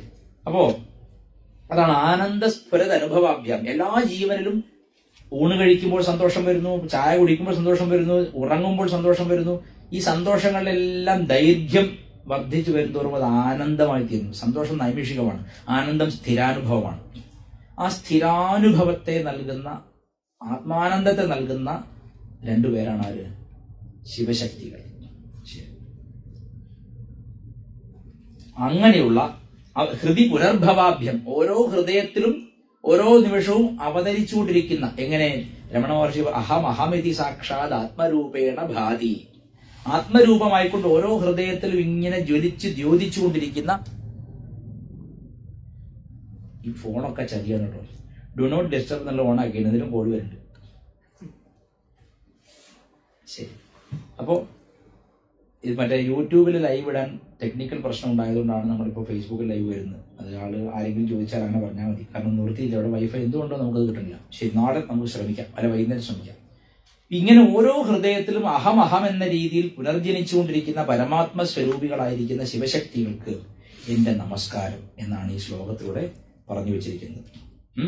ഭക്തേഷു പ്രകടിത ഫലാഭ്യാം, ഭക്തന്മാരുടെ തപസ്സിന്, ഭക്തന്മാരുടെ ഉപാസനയ്ക്ക് ഫലം നൽകുന്നവരും, ഇങ്ങനെയും പറയാം, ഭക്തന്മാർക്ക് അഭീഷ്ട ഫലങ്ങളെ നൽകുന്നവരും ആയിട്ടുള്ള ശിവശക്തികളെ ഞാനിതാ. പിന്നെ ഒരു വാക്ക് ചിലപ്പോൾ പ്രശ്നം, ശിവാഭ്യാം അസ്തോക ത്രിഭുവന ശിവാഭ്യാം. 3 ലോകത്തിൽ ത്രിഭുവനത്തിനും മംഗളം നൽകുന്നവരാണ്. 3 ലോകത്തിനും ശിവശബ്ദത്തിന് അർത്ഥം മംഗളം എന്നാണ്, ഓസ്പീഷ്യസ് എന്നാണ്. ശിവൻ എന്ന് പറഞ്ഞതിന് മംഗളരൂപി എന്നാണ്. ദ മോസ്റ്റ് ഓസ്പീഷ്യസ്, ഏറ്റവും മംഗളരൂപി, ശുഭരൂപി എന്നാണ്. അതിപ്പോ ഒരു കാര്യമുണ്ട്, ആളുകൾ ഒരു കുഴപ്പമുണ്ട്. ബാലരമ ചിത്രകഥയിലൊക്കെ ശിവനെ എപ്പോഴും കറുത്തിട്ടാ വരയ്ക്കുക, നിലയിൽ നീലയായിട്ട്. എനിക്ക് മനസ്സിലായിട്ടുണ്ട് കാര്യം. ശിവന്റെ വർണ്ണം എന്താ? കർപ്പൂര ഗൗരം, കർപ്പൂരത്തിന്റെ നിറമാണ്. അപ്പൊ മനഃപൂർവ്വമാണ് ഈ അമർചിത്രകഥയിലൊക്കെ കറുപ്പ് വരയ്ക്കുന്നത്. എന്നാ ശിവനൊരു കറുത്ത രൂപം ഉണ്ടോ? ഉണ്ട്, മഹാഭാരതത്തിൽ അതും പറയുന്നുണ്ട്. കിരാതമൂർത്തി, ശിവന് പല രൂപമുണ്ട്. എല്ലാ മായക്കാരനാണ്, എല്ലാ രൂപവും എടുക്കും, എല്ലാ രൂപവും അത് തന്നെയാണ്, എല്ലാ രൂപവും ശിവന്റെ തന്നെയാണ്. പക്ഷെ ശരിക്കും ശിവമൂർത്തി എന്ന് നമ്മൾ പറയുമ്പോൾ അത് ധ്യാന ശ്ലോക പ്രകാരം എന്ത് നിറമാണ്? കർപ്പൂര ഗൗരം, കർപ്പൂരത്തിന്റെ വെളുത്ത നിറമാണ്. ആൾക്കാരുടെ ധാരണ നേരെ തിരിച്ചാണ്. ശരി, എന്തായാലും ഇങ്ങനെയുള്ള ത്രിഭുവനങ്ങൾക്കും നന്മ നൽകുന്ന, മംഗളത്തെ പ്രദാനം ചെയ്യുന്ന, അഭീഷ്ട ഫലങ്ങളെ നൽകുന്ന, ഹൃദയത്തിൽ നിരന്തരം അഹമഹമെന്ന് സ്ഫുരിച്ചിരിക്കുന്ന, ആനന്ദാനുഭൂതി നൽകുന്ന അഖില ലോകത്തിന്റെയും രക്ഷിതാക്കൾക്ക് എന്റെ നമസ്കാരം, നമ്മുടെ എല്ലാ നമസ്കാരം. ഇപ്പോൾ 12 മണിയായി. ഇനി എന്തെങ്കിലും സംശയം ഇന്ന് പറഞ്ഞതിന്റെ പേരിൽ വിയോജിപ്പോ ഉണ്ടെങ്കിൽ അത് എഴുതിയിട്ട് ഇവിടെ രാവിലെ വരുമ്പോൾ വെച്ചാൽ സമയം പോലെ നമുക്ക് മറുപടി പറയാം. പ്രഭാഷണത്തിന്റെ അവസാന ഭാഗത്ത് മറുപടി എന്തെങ്കിലും ഉണ്ടെങ്കിൽ അതിനുവേണ്ടി ഉണ്ടാക്കണ്ട, പണ്ടൊക്കെ പിന്നെ സ്കൂളില് 1-2 ഫാനുണ്ട്. അപ്പൊ ടീച്ചർ വെറുതെ ചോദിച്ചാൽ ചൂടുണ്ടോ? എല്ലാവരും ഉണ്ട്. അതുവരെ ചൂടൊന്നും ഉണ്ടാവില്ല. ഫാൻ ഇട്ട് കിട്ടിയാൽ മതി എന്ത് ചെയ്യണം? അതുപോലെ വെറുതെ ചോദ്യം ഉണ്ടാക്കണ്ട. വികല്പങ്ങളില്ലാത്ത, വികാരങ്ങളില്ലാത്ത മനസ്സിൽ വെറുതെ ചോദ്യം ഉണ്ടാക്കി മനസ്സിനെ ക്ഷീണിപ്പിക്കണ്ട. ഒരു ചിന്ത പോലും ഒരു ടാക്സാണ്. ഒരു ചിന്ത ഒരു ടാക്സാണ് മനസ്സിനെ പോലും. അപ്പൊ എത്രത്തോളം ചിന്തിക്കുന്നു അത്രത്തോളം ടാക്സ് കൊടുത്ത് മനസ്സ് മുടിയും. അതുകൊണ്ട് ചിന്തയില്ലാതെ ടാക്സ് ഫ്രീ ആയിട്ടിരിക്കാൻ എല്ലാവരും ശ്രമിക്കണം. പഞ്ചാക്ഷരി പരമാവധി ജപിച്ചാൽ ചിത്തത്തിന് എളുപ്പത്തിൽ പ്രസാദാത്മകത ഒരു ആനന്ദം വരും, സംശയം വേണ്ട. ഹര നമഃ പാർവതീപതയേ ഹര ഹര മഹാദേവ.